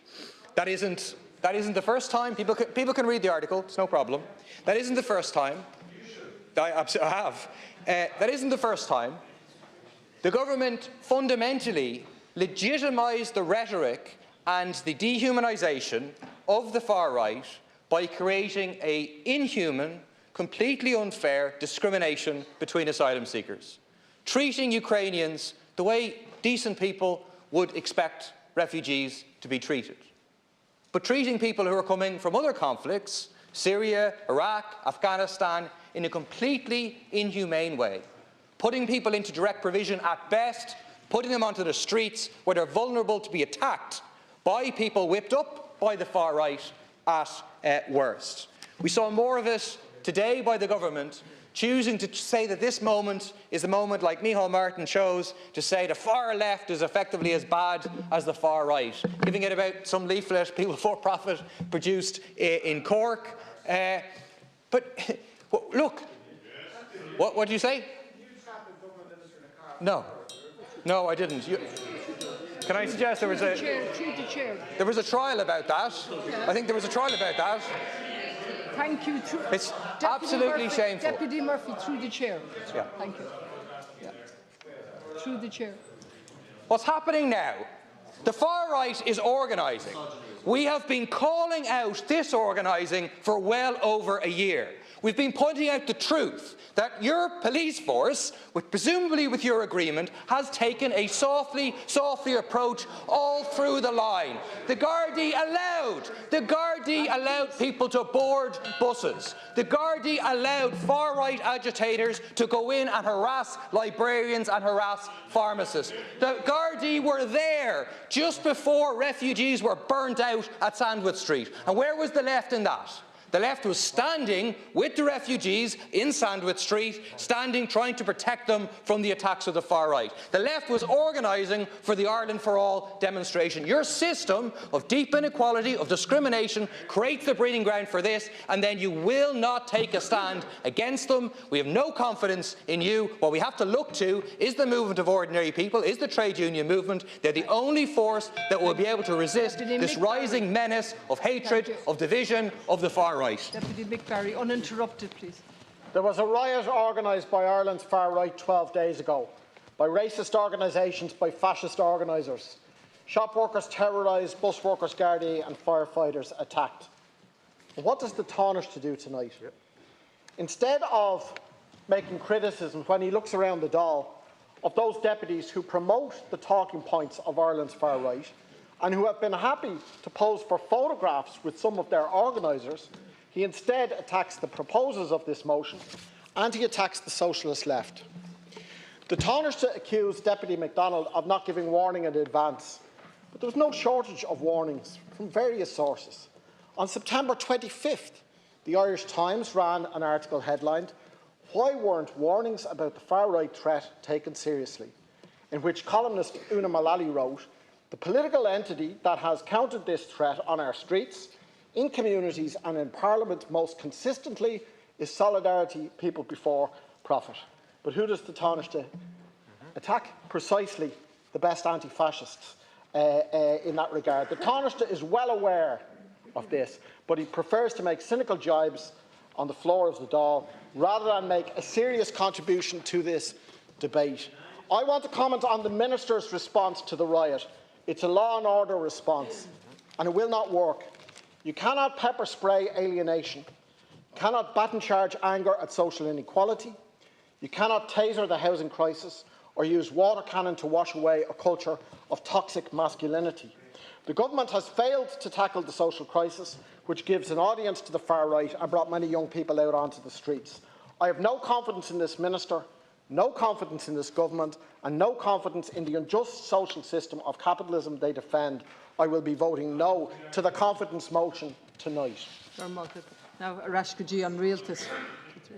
6 contributors. Minister Norma Foley, 2 minutes. At the outset, I would like to join previous speakers in extending our support and solidarity to the children and their carer impacted by this horrific event in Parnell Square one Thursday afternoon, and also to include their wider community and most especially their school community. And I want to acknowledge also, as has already been referenced by previous speakers, amongst the first responders to that incident on Thursday afternoon were the NEP psychologists, the school psychologists from the Department of Education. There on the Thursday, there again on the Friday, and the school was closed, but working with senior management. There again over the weekend on Sunday, working with senior management. There again on the Monday, the school reopened, and there every single day to support these children and to support the school community as it finds a way forward after this horrific and tragic incident that occurred. And we tell our young people in our schools, all will be well when we work together in solidarity, when we mind each other, when we support each other, when we work as a cohesive unit. How shameful for them to see the politicking that's going on in this chamber and outside of the chamber by those who should know better, those who seek to sow division, divisiveness, those who should show leadership and solidarity and community cohesion at a time when we need it in this country. I have 100% confidence in Minister McEntee, in recognition of the strong and positive work that she does every single day in the name of communities right across this country. As the Minister for Justice, she has wide responsibilities, wide functions, chief amongst which is the tackling of crime, ensuring those that perpetrate crime are brought to justice. Minister McEntee is wholeheartedly committed to doing this in respect of those who wreaked havoc in our national capital, and I have every confidence she will succeed. Thank you, Minister. I expect better from leaders in politics. Our children are showing leadership. Our school communities are showing leadership. For shame on those who do not show leadership on an issue of this nature. For shame. Minister Oisin Smith. Lascan Corla. I was in the North Inner City with Minister Foley when this attack happened. And I think my reaction and everybody's reaction surely was the same. Absolute horror at the idea of children being stabbed on the street. And then shortly afterwards, a horrible sense and imminence that there were people on the far right who would see this as an opportunity for advantage. People who were licking their lips at the prospect, at the thought that these acts may have been carried out by somebody who was born outside of Ireland, hoping that they could react in this way, that they could gain political advantage. I didn't expect and I didn't predict what Sinn Féin's reaction to this attack would be. I did not expect to see in the Dáil chamber a photograph of a vulnerable person being held up, which clearly had the effect of encouraging suspicion towards homeless people and a sense that if when you see a homeless person on the street, that person may pose a threat to children. I think that was the wrong thing to do. I'm not saying that Sinn Féin are bad people, and I don't believe that, but I think that what you did that day was wrong. And I also think that what you're doing today is wrong.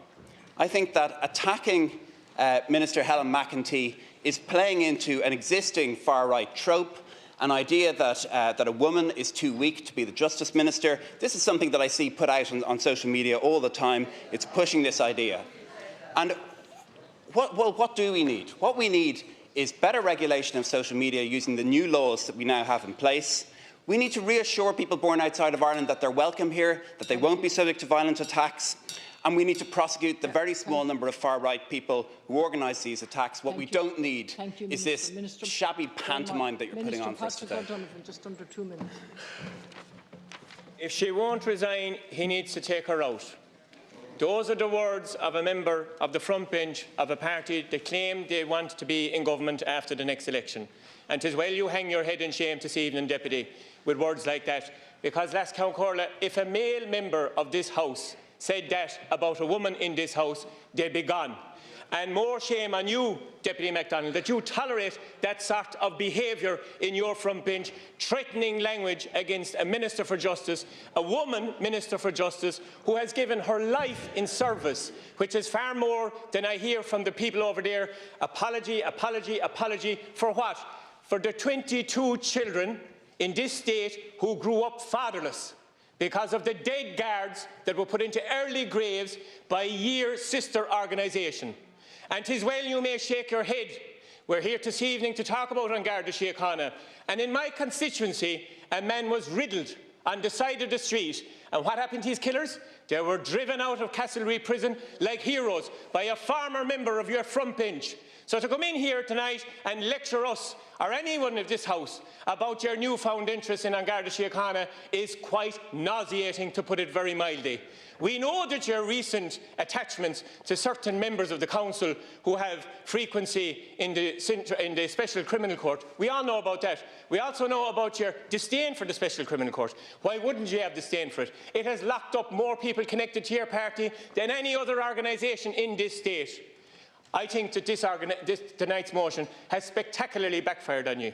If you talk to anybody around the country, they're disgusted that you would link the atrocious attack on a young girl to the resignation of the Minister for Justice and the Commissioner of Garda Síochána. Take a long look at yourselves. This motion is a cynical attempt, clumsy attempt to gain political capital from a tragic incident. But thankfully the Irish people are beginning to see Sinn Féin for what they really are. A party linked to criminality, a party that has repeatedly sought to undermine our state and our institutions, a party that applauded those who took the life of one of our Gardaí. And Ceann Comhairle, it's no secret that officials in the Department of Justice are filled with dread at the prospect of a Sinn Féin Minister for Justice. But perhaps members of the Sinn Féin front bench could bring their personal experience to bear in that department. Deputies Matt Carty and Pearse Doherty could advise Gardaí on how to deal with abusive behaviour, with them both having been convicted of offences arising from such abusive behaviour towards our Gardaí on O'Connell Street. Deputy Angus O'Snuddy could advise on how to protect government buildings from a breach of security, as he has personal experience of partaking in such a breach, forcing a lone member of our Gardaí to defend himself and seek reinforcements. Ceann Comhairle, any examination of Sinn Féin's past always reveals some murky and sordid details, none more so than the details of the appalling treatment of rape victim Maria Cahill. And in her book, Rough Beast, Ms Cahill describes how the IRA used Sinn Féin's offices to question her about sexual abuse. And reading that book, we hear her words ringing out loud and clear. It is very strange to be sitting in the office of the most powerful men in Ireland and to be asked to give your opinion on whether a man should live or die. And despite repeated questioning, the leader of Sinn Féin has always refused to comment on the use of her party's offices to question a deeply vulnerable victim of rape. That, Ceann Comhairle, is the hallmark of Sinn Féin, a party living a dual existence, a party that has no credibility whatsoever in seeking to remove a minister with genuine justice at the heart of her work every day. Lascan Corla, Sinn Féin's conduct this evening is nothing short of a disgrace. Its party leader has knowingly misled this Dáil, which is a shame on you, Deputy MacDonald. This vote of confidence reeks of hypocrisy and opportunism. I stand in absolute support for Minister Helen McEntee, who remains dedicated to the Department of Justice in support of An Garda Síochána in their relentless pursuit to uphold law and order, while Sinn Féin shamelessly prioritise political point scoring. Instead of showing unity and stability in the face of such heinous crimes witnessed on November 23rd, Sinn Féin choose to exploit the situation, to sow division, and in their words, to take out the Minister for Justice and the Garda Commissioner for their own political gain. Remember, Lascan Corla, Sinn Féin can never be trusted with law and order, especially when the influence of the IRA Army Council remains within their ranks. You see, Sinn Féin are a party with a dark history of condoning murder and terrorism, even against our own Gardaí and police officers. Your bullying, your vindictive threats and your malicious lawsuits against anyone who opposes you unmasks your dictatorial tactics. In the face of your shameful actions, this government stands strong, defending those who work tirelessly to protect our communities. Your vote of no confidence is nothing but a cynical ploy, and we will not be rocked by your divisive agenda. The final speaker, 51 years ago, Lascan Corla, this week, Jean McConville, a widow with 10 children, was abducted, murdered and secretly buried in my county. Nobody has been convicted of their crime, although some have been arrested and released later. I live in County Louth, which has suffered greatly even recently, because we all know about the appalling criminality and the drug intimidation that took place in Drogheda, and in particular the dismembering of a child. The answer was a government response through Minister Helen McEntee, where €16 million in additional supports have been given to the Gardaí, over 30 additional Gardaí. There's been huge investment in creches and community facilities. And that is the response that a minister needs to do. They need to tackle the underlying causes of crime, the underlying causes of the abuse of drug addiction and the appalling way that young people are faced with drugs and with the problems arising from it. Thank you very much. Deputy Matt Carthy, of 4.5 minutes. We have learned one thing very clearly today. This government do not like being held to account. And certainly, most of all, they do not like being held to account by Sinn Féin. What we have seen is a snobbery and condescension today that is the hallmark of a century-old cosy cartel that do not like to be challenged on their failures, especially by those who they look down on, those who broke their golden circle, which tolerated, in fact often rewarded, incompetence. But you have failed, and you will be challenged on your failures. Cancorla, confronted by their own policing failures, government are angry and they're defensive, and they've resorted to mudslinging. Rather than dealing with the issues that communities are faced with every day, they try to distract. The policing failures in our communities, crystallised by the events of the 23rd of November, cry out for accountability. The Gardaí in our communities deserve our support. They're not getting that support from this government, and from what we've heard this evening, they will not get it. Because this government and this minister are completely out of touch with how crime and antisocial behaviour have affected communities. We know the impact of these failures. We've heard of the incidents of crime on our streets, the random attacks, the workers afraid of leaving late in the evening, the no-go areas of our cities late at night, the people afraid in their own homes, the domestic violence calls unanswered, the response times that have been too slow, the victims of crimes whose lives have been changed forever, and of course the appalling failures of the 23rd of November, when innocence was shattered, when 3 children and their carer were stabbed as they left school. I want to commend the bravery of Leanne Flynn and all those who stepped in to protect those children. Cancorla, it's the job of the state to protect people, to uphold public safety. And when that doesn't happen, somebody must be held to account. When riots erupted, this minister allowed Gardaí to be sent out unprepared and under-resourced. We all saw the footage of Gardaí isolated trying to fend off attackers. They deserve better than that. That is a political failure, and that failure is on the minister. In the immediate aftermath of those failures, the minister tried to tell us that control was not lost in the city, just as for months before she had told us that Dublin city centre was safe. And no amount of mudslinging by this government will take away from the facts of their failure. There are fewer Gardaí on our streets and less Garda stations in our communities than when Fine Gael came to power 12 years ago. And coupled with that, they have fundamentally changed how our communities are actually policed. When I was growing up, everyone knew the local Gardaí and the local Gardaí knew everyone. People felt safer.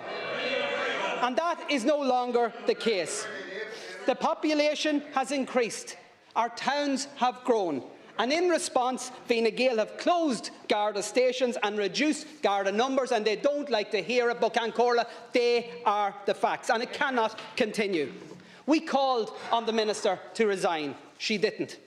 We cannot continue with a Justice Minister who has allowed our communities to feel increasingly unsafe. While she insists that our cities are safe, while the daily experience of everyone who lives in, who works in, visits and runs a business there says that that isn't the case. So we called on the Taoiseach to dismiss the minister, and he didn't. You may not like to be reminded of your failures, but we will keep reminding you.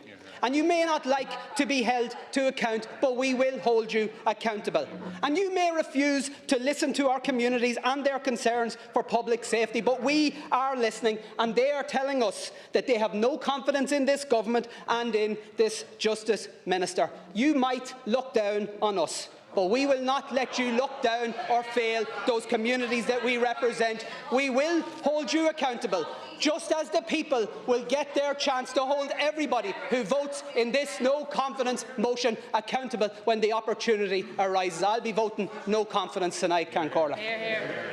Can I just remind members that the public are looking in, and they will be making their own judgments on what's being said on all sides of the House. So please, can we do our business in a slightly more orderly manner, please?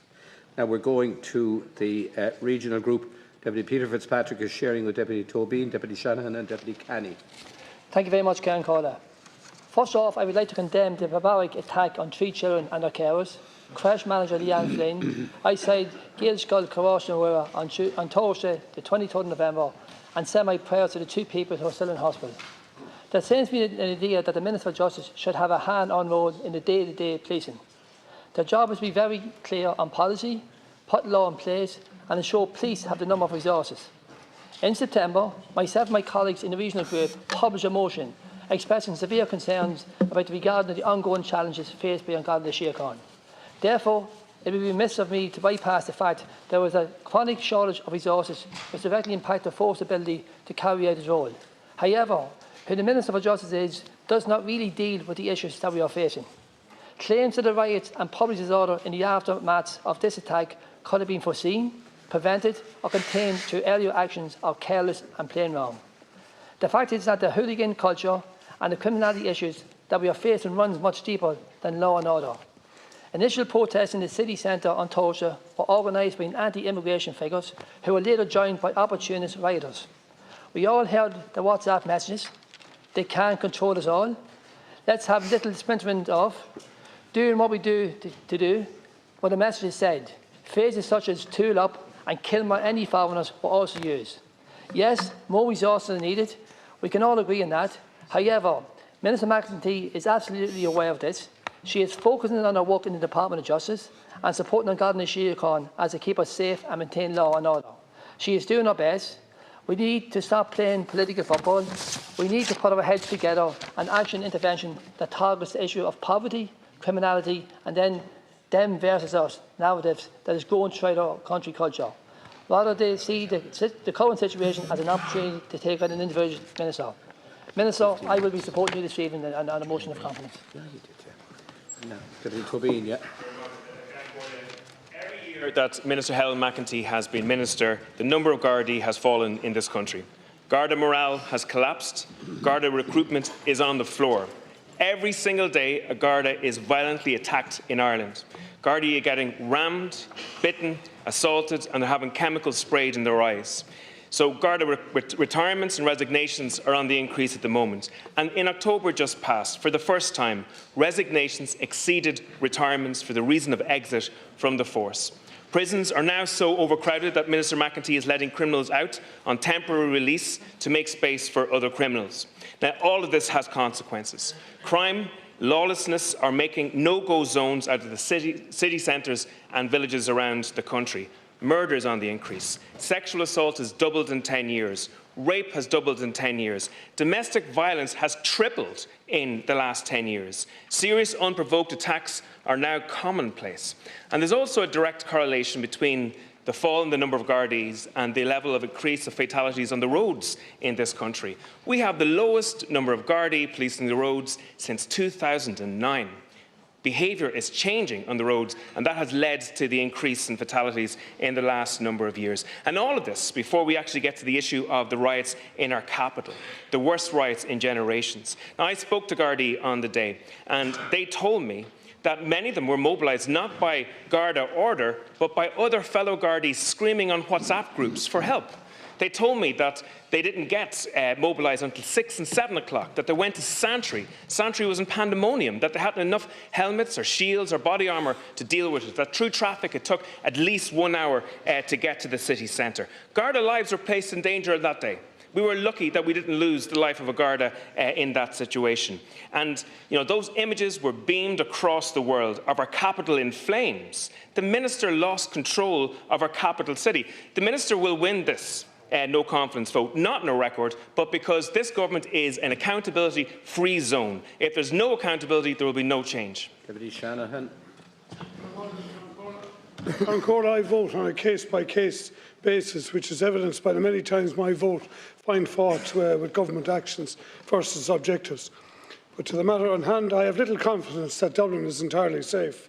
I have little confidence that the important reforms and modernisation of policing in the country is progressing at the pace required. Little confidence too that the Gardaí are appropriately and fully supported, that they are equipped and remunerated for their work, which is a very different job to that of the job of decades ago. I have little confidence that there is anything like the follow-through that our aspirational warm welcome to inward migration demands in terms of practical administration, resourcing, support, accommodation, schooling, language, labour market and cultural integration. It is unfortunately largely a mess and one that needs assertive action now. In a regional group motion that we placed in September, we discussed the subject of policing, and I found the government position to be very much of their own view. I think the benefits of high office showing. I believe that the message must get through to government that all voices must be heard. But regarding confidence, I am anxious that this government be forced to stay in office, largely so that they can be seen to deliver what they promised to me and my constituents, to deliver the 24/7 cardiac care and health equality to UHW, having forced the blasted technological university on us to deliver the new courses, capacity and buildings in the region that remain elusive to this point, and to deliver the Waterford Airport runway extension, the North Quays, and a fair share from the €13 billion capital expenditure this year. But on these points, Ceann Comhairle, let me be clear. Opposition parties have made no promises to the South East, and therefore I have no incentive to give them a whirl with Mercs and Perks and the ritzy new government jet. I have and I remain intent on holding government to their promises, and so for that reason I will be voting confidence. Deputy Canny. First of all, my sincere opinion is that having a vote of confidence in any minister at this stage is wrong, for the simple reason that what we are doing is we're giving a status to the people who wreaked havoc on our streets in our city. It is unthinkable that they would get one up on democracy by having a minister lose her job over this. I think what we have to do is focus in on the Gardaí and how we can help them. And I think about the young Gardaí who are coming out of Templemore this week and next week to join the force over the Christmas period. A lot of them will come to Dublin, and they are brave enough to come up to Dublin and to participate in the Garda Force. And I'm proud of every one of them, and I think we should remember that. I also think we should remember the Gardaí that were out on duty that night. They are fathers, they are mothers, they could be brothers or sisters, they could have parents looking on at what was going on. And I think today, with the backing over we've had here, we've shown a disregard for our Gardaí. We haven't spoken about them, and we haven't given them the plaudits that they do require and need and deserve. And I think today is a day to do that. I think both sides of the House need to wise up a small bit and make sure that whatever we do, we get a whole-of-government approach to solving the issues that are there. It's not one minister or it's not one department. Right across government, we need to see everybody putting their shoulder to the wheel, and we need opposition coming in behind them to make sure that we save democracy and we do not let it out of our hands into the people who were on the streets last week. Thank you, Ken Corley. Thank you, Deputy Kenny. Now we move to Minister Harris, sharing with Ministers Coveney and Brown and Deputy Flanagan, Durcan and Troy. Thanks, Ken Corley. I have full confidence in my friend and colleague, Minister Helen McEntee. I'm proud of her. I'm proud of her work. Ken Corley, the Irish people wanted political leaders to stand united behind the Gardaí, behind our Minister for Justice and against the thugs who set this city alight. The Minister wanted to park politics. She picked up the phone and offered that to the Leader of the Opposition, but they refused. Minister McEntee and the Government support the Gardaí. We stand with them, we stand with Garda families. Contrast that with Deputy MacDonald, a deputy who threw a party for a man who collected a Garda killer from the prison gates. A deputy who would appoint people to Cabinet who have been arrested and charged for abusing Gardaí, who would appoint people who have evaded the arrest of the Gardaí. Such people are sitting on those Sinn Féin benches. Deputy MacDonald wanted people to #MakeTheChange and vote for a popular and respected member of the community. That person turned out to be the waterboarding torturer, Jonathan Dowdall. What pathetic judgment. Now, Sinn Féin have had a good run, but people are starting to see that nothing is more important to Sinn Féin than Sinn Féin. Wherever the wind blows, Sinn Féin goes. They're in favour of increased health budgets, but they actually promise less than the government delivers. They're in favour of home ownership, while opposing every single support we put in place to help people buy their own home. They're in favour of building more houses, while opposing 800 houses in this city alone this year. In favour of tackling climate action, while opposing every action that we need to take. They're pro-European, but they voted against every referendum on Europe, including the one to join it. And apparently they're pro-free media, despite 18 legal actions being taken by their party and God knows how many other legal letters sent. Well, the Irish people can see through them, because on the big issues and on the big days, one thing is consistent. They're always on the wrong side. People want unity, they want division. Sinn Féin is now following the populist playbook, a playbook that elected a reality TV star as President of the United States and sent Nigel Farage to Europe. Maybe Mary Lou could join them on the next reality TV show. I'm a populist, get me out of here. They attack the media, they demonise and dehumanise their opponents, they call for heads, they offer no solutions, they exploit every crisis, and this is the worst example of it, because Sinn Féin's priority, Ceann Comhairle, is and only ever will be Sinn Féin. Mr. Coveney. Thanks, Ceann Comhairle. First of all, I want to categorically state my full support for a friend and colleague, Minister Helen McEntee, and for the Garda Commissioner. There are moments in politics when raw hypocrisy needs to be called out. The idea that Sinn Féin now presents itself as the defender of law and order and the Garda Síochána is difficult for this party to stomach. Sinn Féin is the only party in this House who has publicly supported murderers of Garda Síochána. This is a party with a TD convicted by the Special Criminal Court and sentenced to 10 years in prison. This is a party who walks out of this House literally when asked to confirm support for the Special Criminal Court. This is a party with a current frontbench member who tried to storm this House from Merrion Street with a group of protesters in 2010, forcing Gardaí to draw batons to protect themselves and these houses. This is a party whose leader, even this evening, decided deliberately, in my view, to mislead the Chamber, to sow further division and fear even amongst such a vulnerable community as parents and staff in a vulnerable school in the context that we have this debate. So let me say this. I believe that our Minister for Justice has more integrity than Sinn Féin has in its entire organisation. I believe that the Garda Commissioner, whose father, let's not forget, was murdered by the IRA in his car on his way to church with his wife, has more integrity and has done more for the people of this island, north and south, in terms of law and order than any of you on the benches opposite. We all in this House have work to do to respond to the threat of the far right and the division and hate that they seek to create. But I trust Minister McEntee and Commissioner Harris to give the leadership needed to face down that challenge, and I believe the country does too. Minister James Brown. Express my confidence in Minister McEntee, and it is indeed an honour to serve with her in the Department of Justice. My primary thoughts this evening are with those children and with the creche worker who were injured on that day, and my thanks to the members of the public and the emergency workers and indeed the healthcare workers who all rushed to the scene on that occasion. And out of that tragedy, the far right saw an opportunity and took it to create division, to sow misinformation and to whip up fear. And what followed in Dublin City later that evening was an absolute disgrace and brought shame on themselves. Thugs saw an opportunity and took it to cause violence, destruction and fear. And again, our emergency workers responded with bravery and responded swiftly to the scene to defend the communities. And Sinn Féin saw an opportunity and took it. Their response to an unimaginable tragedy and violence and fear in our communities was to rush out and instrumentalise that tragedy. When there was a threat to democracy and the ship needed to be steadied, Sinn Féin's first instinct was to try and tip it over. And when they realised they had completely misjudged the public's response, they found someone who couldn't defend themselves, paraded their photo around the place, they punched down. And of course, punching down when in trouble is a red flag for populists right across the world. Sinn Féin this evening has stood up and to raise their support for An Garda Síochána.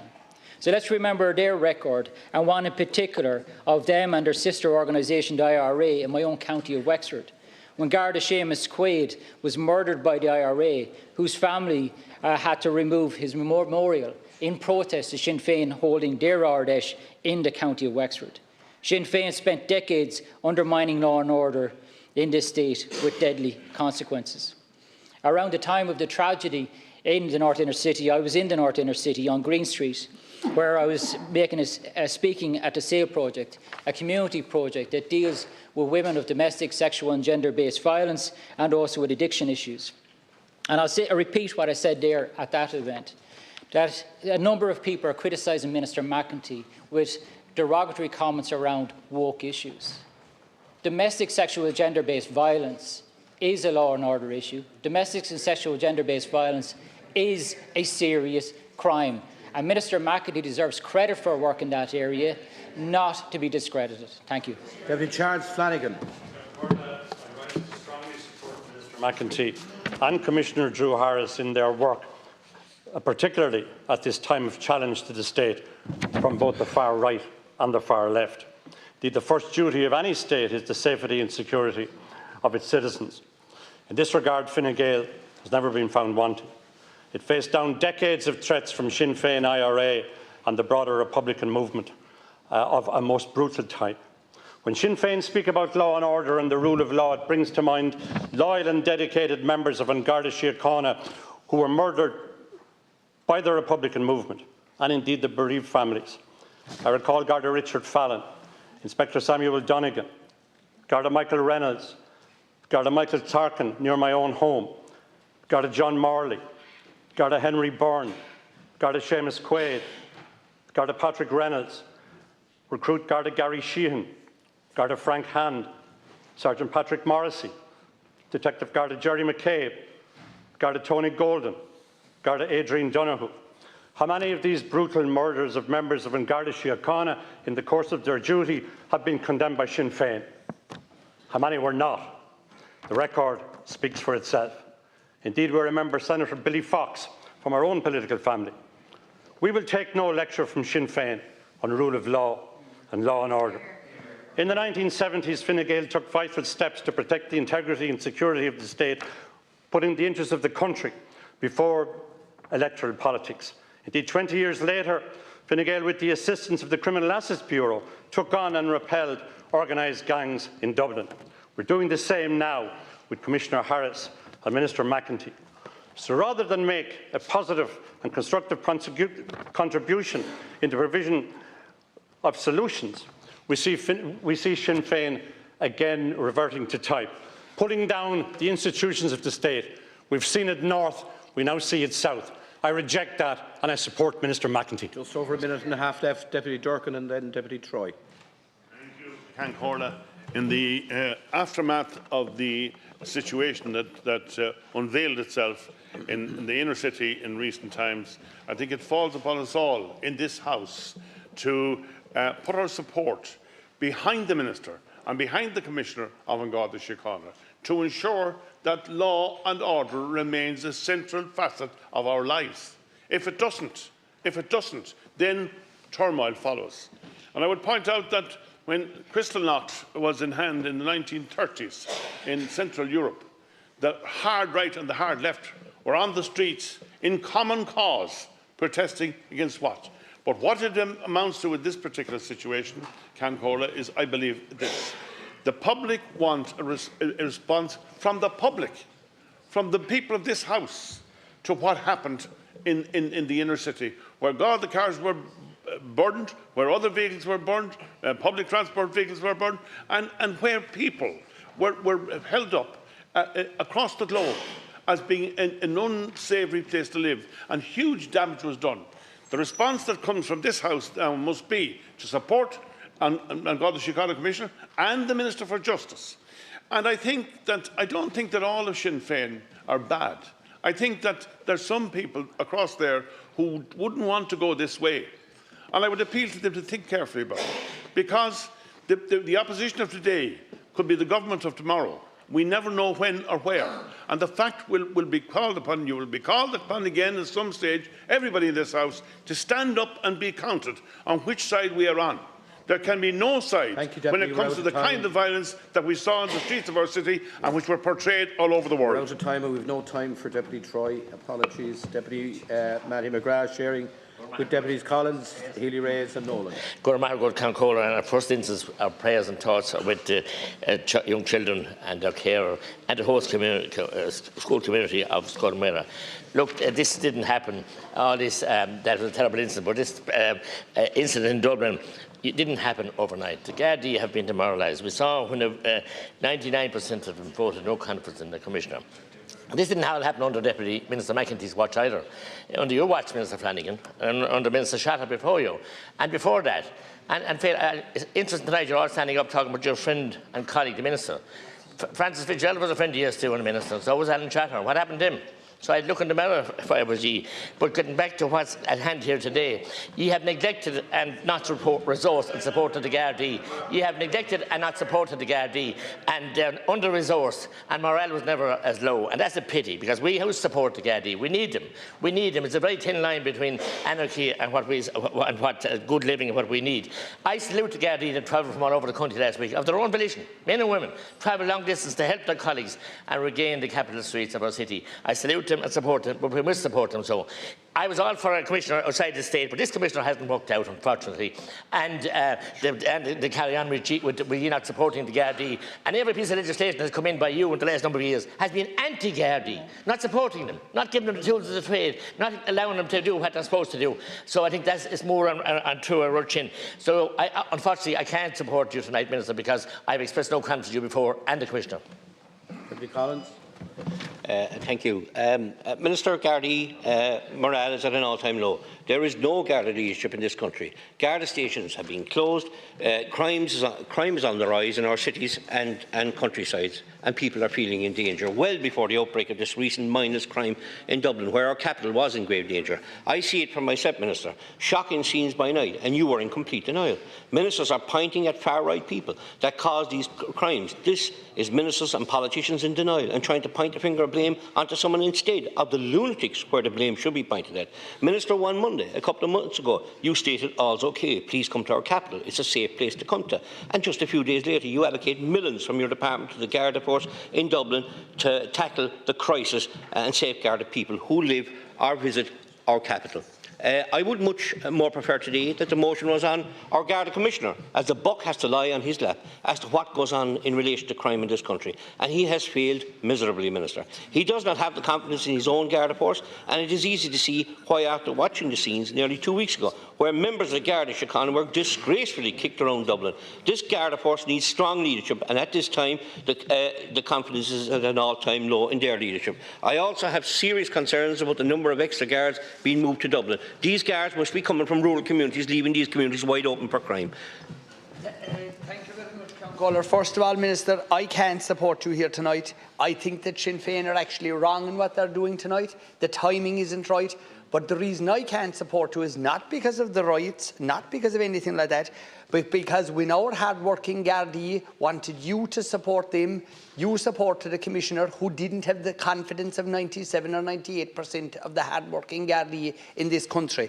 And on behalf of the Gardaí in County Kerry, I can't express confidence in you tonight, no more than I could express confidence in the Commissioner, only for the good work of the GRA and their hard-working representatives up and down the length and breadth of this country. That Commissioner was not listening to, or he wasn't working for our Gardaí. He was pulling against them instead of pulling with them. He was divisive. He was upsetting to them. At a time when we needed the government to support the Guards, the government did not support the Guards. So at the same time, I don't agree with the time of it, but to answer the question honestly, do I have confidence in you here tonight? I'm very sorry, but I don't, or I can't, and that's the way I will be voting. And every one of the people who have been contacting me know that that is my feeling on the matter. And I just want to express my sincere prayers and sympathies to the people that were injured. I hope that they will make a recovery, and to thank the Gardaí, to thank the ambulance people, to thank the emergency personnel and the bystanders who assisted on that evening. Carl Nolan. I also want to begin by wishing all involved in the brutal stabbing a speedy recovery. My thoughts and prayers are with them all at this time. Minister, I want to make one thing very clear. My lack of confidence in you is based on my assessment of the failures that you have overseen at policy level, and it is certainly not personal, because I do not agree with personal attacks. I accept that you have done some good work in the area of domestic violence and violence against women, and that should be acknowledged. But at the same time, the Department of Justice under your watch has overseen a complete breakdown in the morale among rank-and-file Gardaí. The Department has utterly failed to ensure that our immigration and entry procedures in this state are robust. You have become a distraction to the kind of focus that the Department of Justice and the ministry that you hold doesn't require at this time. As long as we are talking about you, and indeed the Garda Commissioner, who I don't have confidence in either, we are not talking about the issues that really matter to people. We need to address those issues. No one has the right to hold the office you hold. It is a trust and privilege, and I'll end on that. 45 seconds. Look, these thugs and brigades do not deserve the name of any political category. Calling them far right or right. They're thugs, they're brigades, and they're thieves and robbers. And that's what they are. I can't support you, Minister, because you haven't supported the Gardaí. The Gardaí right around the country, whether it is Kerry, whether it is Dublin, or whatever, you're supporting a Commissioner that doesn't have the support of the Gardaí. So the critical question is, what the amount of time that was lost in mobilising more Gardaí and bringing them into O'Connell Street? There was crucial time lost there.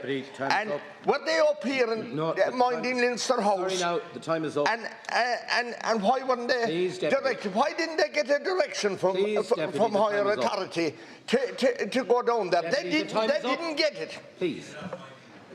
Deputy Fitzmaurice, are you sharing? You're sharing.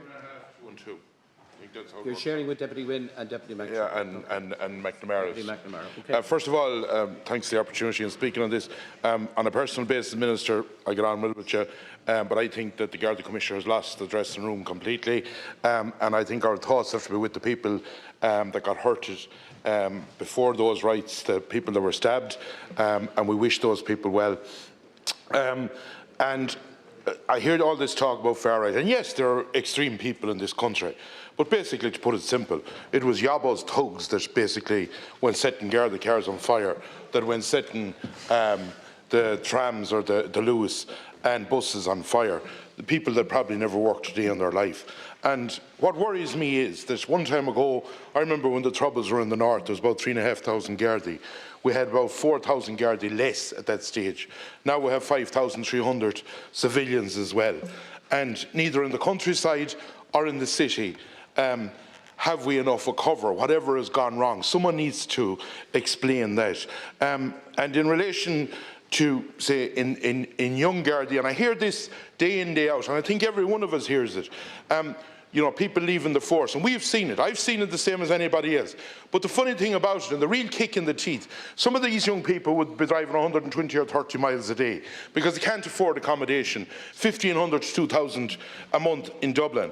And the people that were out writing the other night will probably get a house after 7 or 8 years. We get the dole every week. And the person that's trying to mind the state can't afford accommodation in our city. And I think we need to look at what's going on in this country. We're gone too, you know, politically correct, and we're afraid to say a lot of stuff. There's a huge problem as well in rural Ireland. Garda stations were closed, but there's every night now we see on social media where community alerts are basically constantly putting out messages where there's a break-in. And look at, I believe that the Commissioner has lost the dressing room, and the day that you walked up that street 2 or 3 months ago with a few guards by your side and said Dublin is safe, that's the day I closed the book on it. That's the day I lost faith. Thank you. Thanks very much. There's a lot of personalities involved in this and criticism of people's personalities on both sides of this House. For me, this is not about personalities at all, for what it's worth. The Minister is a fine person and a relatively competent politician, but there has to be political accountability in this House, in this democracy, for health services, for security services. And unfortunately, there are less Gardaí in the state now, 4,000 Gardaí. There are about a little under 14,000 now. There were a little under 18 at the start of this Dáil term. And of those Gardaí, they're spending more time behind computers. And it's annoying them personally. They're losing confidence in their Garda management. Now, you might say, well, what's that got to do with the Minister? But it is the role of the government to put a management in place in the health service or in Garda Síochána that is able to do the job and that is resourced to do the job.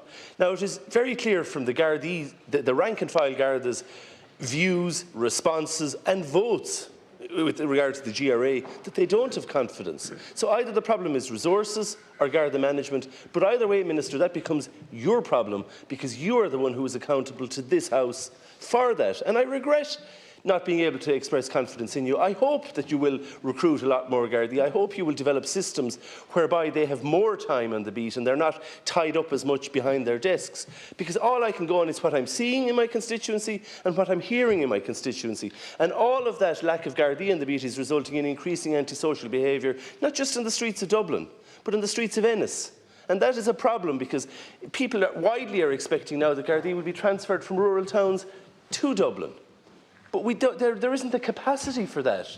So there is a real problem with policing in this state, Minister, and there has to be political accountability. And it's not that I take any pleasure in not voting confidence in a minister, but there has to be a political accountability, and on that basis I really regret that I can't express confidence in the government on this issue. I'm giving the rest of our time to Deputies McSherry and Deputy Wynne, you've a little over 2 minutes. First thing I want to do is express best wishes to those victims who are continuing to recover following the attacks of 2 weeks ago, and to condemn the wanton violence and thuggery of those recent events. There's no excuse for it. There's no place in our society.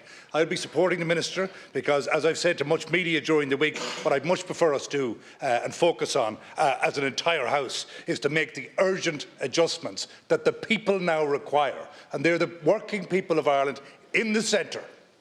to see the adjustments to our policy on justice and immigration. On the Gardaí, the government must be less dismissive of the fact there is a morale issue, that there is a retention issue.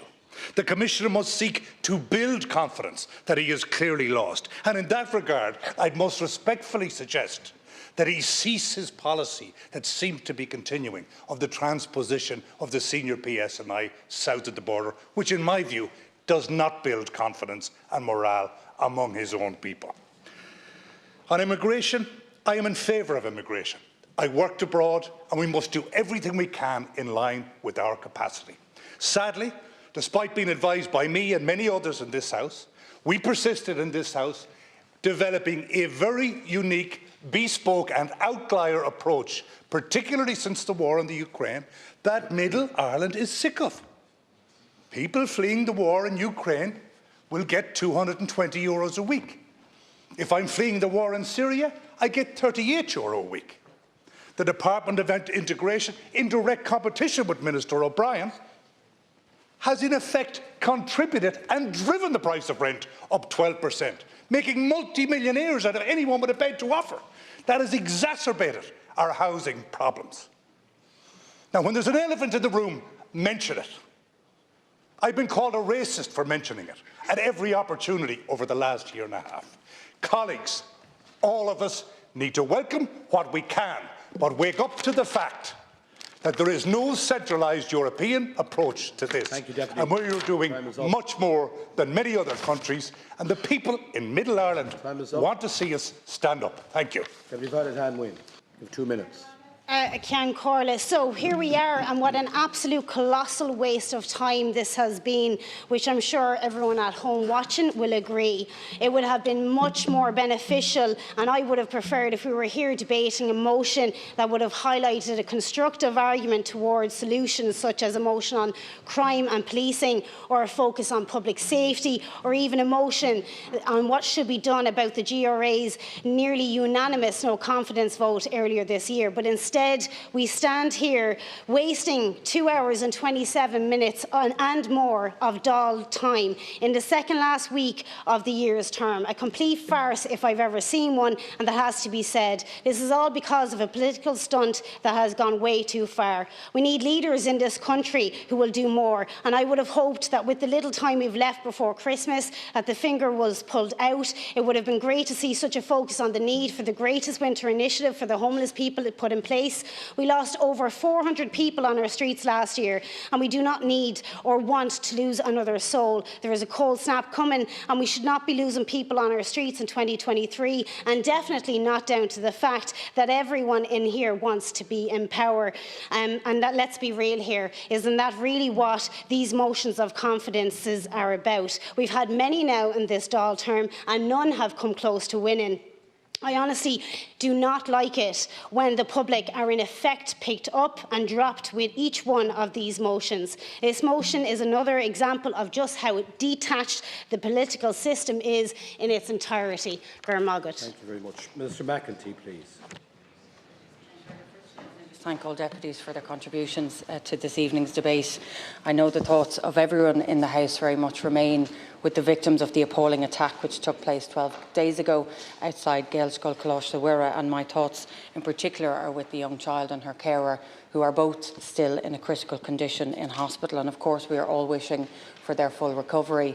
I know Deputy MacDonald has left the chamber, and I think my colleagues have responded to her comments well, but if I could just say one more thing. Both myself and Deputy MacDonald attended a meeting recently, and we both know what was asked of us by parents, and Deputy MacDonald has failed miserably this evening to fulfil that request by parents. It's a great honour to be Minister for Justice, Ceann Comhairle. I see it as my duty to build stronger, safer communities, to ensure that people are safe, that they feel safe, to support victims, to back on Garda Síochána, our court service, our prison officers, and to use the time that I have as Minister for good. And there are challenges. I've never said there aren't. Of course there are challenges. But I believe that we are making real progress in addressing them. Resourcing our Gardaí, tackling domestic, sexual and gender-based violence, introducing tougher sentences, and giving communities a real say in how they can be part of safety in their own community. All of this being progressed under my watch. And of course, we all want more Gardaí. But we have a larger budget than ever before. €2.31 billion will be spent next year, a 23% increase, again, since I became Minister. Recruitment into An Garda Síochána is building momentum following a closure post-COVID. People might not want to admit that, but the college was closed to new recruits for almost 2 years. We would have had 1,000 additional Gardaí to what we have now if it had not closed. Again, we can ignore it, but it is a fact. Between 700 and 800 new recruits will enter into the college this year. That momentum will continue, and next year we will have a new recruitment campaign for An Garda Síochána and for our Garda Reserve. We've increased the training allowance by 2/3. We've increased the age at which members can enter into An Garda Síochána from 35 to 50. We've also increased the staff by over 50% since 2015. These are staff doing excellent work, but also they've freed up 900 members on the front line, and we will do more, not just to support new members, but also those who are current members of An Garda Síochána. We're building new stations. We have the highest number of Garda cars and vans ever. As Gardaí build international law enforcement coalitions to bring crime gangs who spread misery in our communities to justice, we support them. Again, that includes government today, only today, deciding to open negotiations with the United Arab Emirates on an extradition treaty. I've passed a series of laws to protect victims, to punish perpetrators. We've doubled the maximum sentence for assault causing harm. We've increased the sentence for conspiracy to murder to life. I've worked with colleagues in government to increase the sentence for assaulting a Garda member or an emergency worker. I've worked with Deputy Naughton across the House to improve post-release supervision for sex offenders. We have standalone offences of stalking and non-fatal strangulation. And only last Wednesday, we passed legislation to allow Gardaí to roll out body-worn cameras, starting in Dublin city centre next year. And I will introduce facial recognition technology to support Gardaí even further.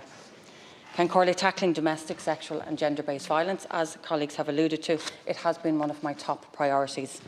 And I've been very fortunate on some occasions to have the full support of the House. I was glad to have the support of Deputy Daly, Deputy O'Riordan and others when we passed the bill to establish a new domestic violence agency called CUAN, one which will be up and running in January. Legislation to update our incitement to hatred laws to introduce hate crimes, again, was supported almost unanimously in this House. Our zero tolerance plan, I believe, will have a real effect in taking the epidemic of domestic violence and dealing with it once and for all. It is important to remember what we're talking about. Every single day in this country, women are being abused, strangled, beaten. They're victims of coercive control. They're stalked. They're sometimes stabbed, and even worse. So we're doubling the number of refuges to support them. We'll have dedicated family courts to meet the needs of families at moments of real difficulty. We're reforming education and raising awareness of the real attitudes which underpin so much of this violence and abuse. Working with Deputy Howland, again, across the House, we enacted laws to criminalise intimate image abuse. I've increased funding to frontline organisations who protect victims to record levels. I've established a victims forum to make sure that all victims of every crime have a say when it comes to laws, when it comes to policy, when it comes to services. And separate to these issues, we've introduced a series of measures to help bring down the cost of insurance. We've rebalanced the duty of care, and building on the wonderful work of my colleague Deputy Flanagan, I introduced personal injury guidelines. I have a plan to build 600 more prison spaces, and to Deputy O'Riordan's point, actions have been brought forward to deal with mental health and addiction problems with prisoners. Actions from an excellent plan set about and chaired by your own colleague or former colleague Kathleen Lynch. We've appointed 24 additional extra judges this year to speed up our courts. This is the record that I stand on, and I am proud to stand over. I've also listened to those who have concerns about safety in Dublin. We have a wonderful capital city, enriched by the many nationalities in it. I understand that every person living in it, working in it, who visits it, wants to feel safe and be safe. And I know that that's not always the case. I know that. I've listened to the experiences of those living and working in the city, not just in the last few weeks, but over the last number of years. And that is why we opened O'Connell Street Station. That's why we reopened Fitzgibbon Street Station. That's why we launched Operation Citizen to prioritise high visibility policing. That's why 10 million in extra overtime was allocated to complement the work of the 3,742 Gardaí who currently work in Dublin. But we all know that policing cannot solve it alone. We've all said this in the chamber here. We must be mindful of the responsibility that we ask of our city centre in shouldering accommodating many vulnerable people. I've established a new partnership in the North Inner City, and that's to bring everybody around the table. An Garda Síochána, members of the Oireachtas and local representatives, community representatives, health providers, education providers, all with the intention of making sure that everybody has a say in their safety. We've doubled funding to youth justice, working closely with Minister Brown. And because of the reforms of An Garda Síochána, we now have dedicated community policing teams in our city centre, further strengthening the bonds between Gardaí and the communities that they serve. And of course, the more Gardaí we have, the stronger those teams can be. Cairn-Corla, the scenes we saw in Dublin on the 24th or 23rd of December were disgraceful. Apologies. Seeing people exploit an appalling attack on school children to loot, to riot and burn shocked us all, and these thugs and criminals will be brought to justice. An Garda Síochána contained the riot. They restored law and order in the space of hours, and the men and women who put themselves at risk will always have my support. The same cannot be said for Sinn Féin. It has been quick to fall back on its usual playbook of division and disunity, of using an appalling situation to play politics and to point score, and to once again undermine An Garda Síochána. It's worth repeating, Cairn-Corla, when I pick up the phone to ring the Garda Commissioner or to talk to Gardaí, it's to offer support. When Sinn Féin pick up the phone, it's to call for the resignation of the Commissioner. It's 12 days on, a week since the last debate, and nothing constructive has come from Sinn Féin benches. When people want stability, they want instability. Their mantra is to sack, sue and bully. Deputy MacDonald wants to fire the Garda Commissioner. Deputy O'Brien wants to fire civil servants who disagree with him. When we need calm heads, when our own citizens are in trouble abroad, they want to expel ambassadors. When journalists report facts freely and fairly, what do? They sue. Anyone in their own party with an independent thought is bullied until they comply or leave. It might surprise Deputy MacDonald to know that this is not an episode of The Apprentice. You can't fire your way out of a situation. It's a serious business that requires judgment and leadership qualities she and her party repeatedly failed to show. So let's ask ourselves, Cairn-Corla, if Sinn Féin were in government, if Deputy MacDonald was Taoiseach, after sacking the Minister for Justice, after sacking the Garda Commissioner, who would she turn to for advice on security and policing? Would it be the same Republican family who said it was OK to ignore COVID rules for a political funeral? The same group of people she consulted before she unashamedly politicised policing in the past, because it is nothing new. When Gerry Adams was arrested and questioned as part of the investigation into the murder of Jean McConville, she said that it was politically contrived. She immediately sought to undermine the Commissioner when he was appointed in 2018, and now again Sinn Féin attacks the Commissioner and our Gardaí again, time and time again. And I will quote a line that I know Deputy MacDonald will know, because she quotes this poet regularly. When someone shows you who they are, believe them the first time. No matter how they try to fool the Irish people, their first instincts are still the same: undermine and attack our Gardaí, sow disunity and division, when people want unity and when they want leadership. It's been a difficult few weeks, Cairn-Corla, for the victims, above all, of the recent attack, for their families, for their communities, and they remain at the forefront of my mind. So too is the safety of Irish people. All of my actions during this time in office have been taken to make sure that people are safe and that they feel safe. It is for that reason that I will continue to work to build stronger, safer communities, and I will not be deterred by a Sinn Féin party which seeks to show division and disunity for its own ends.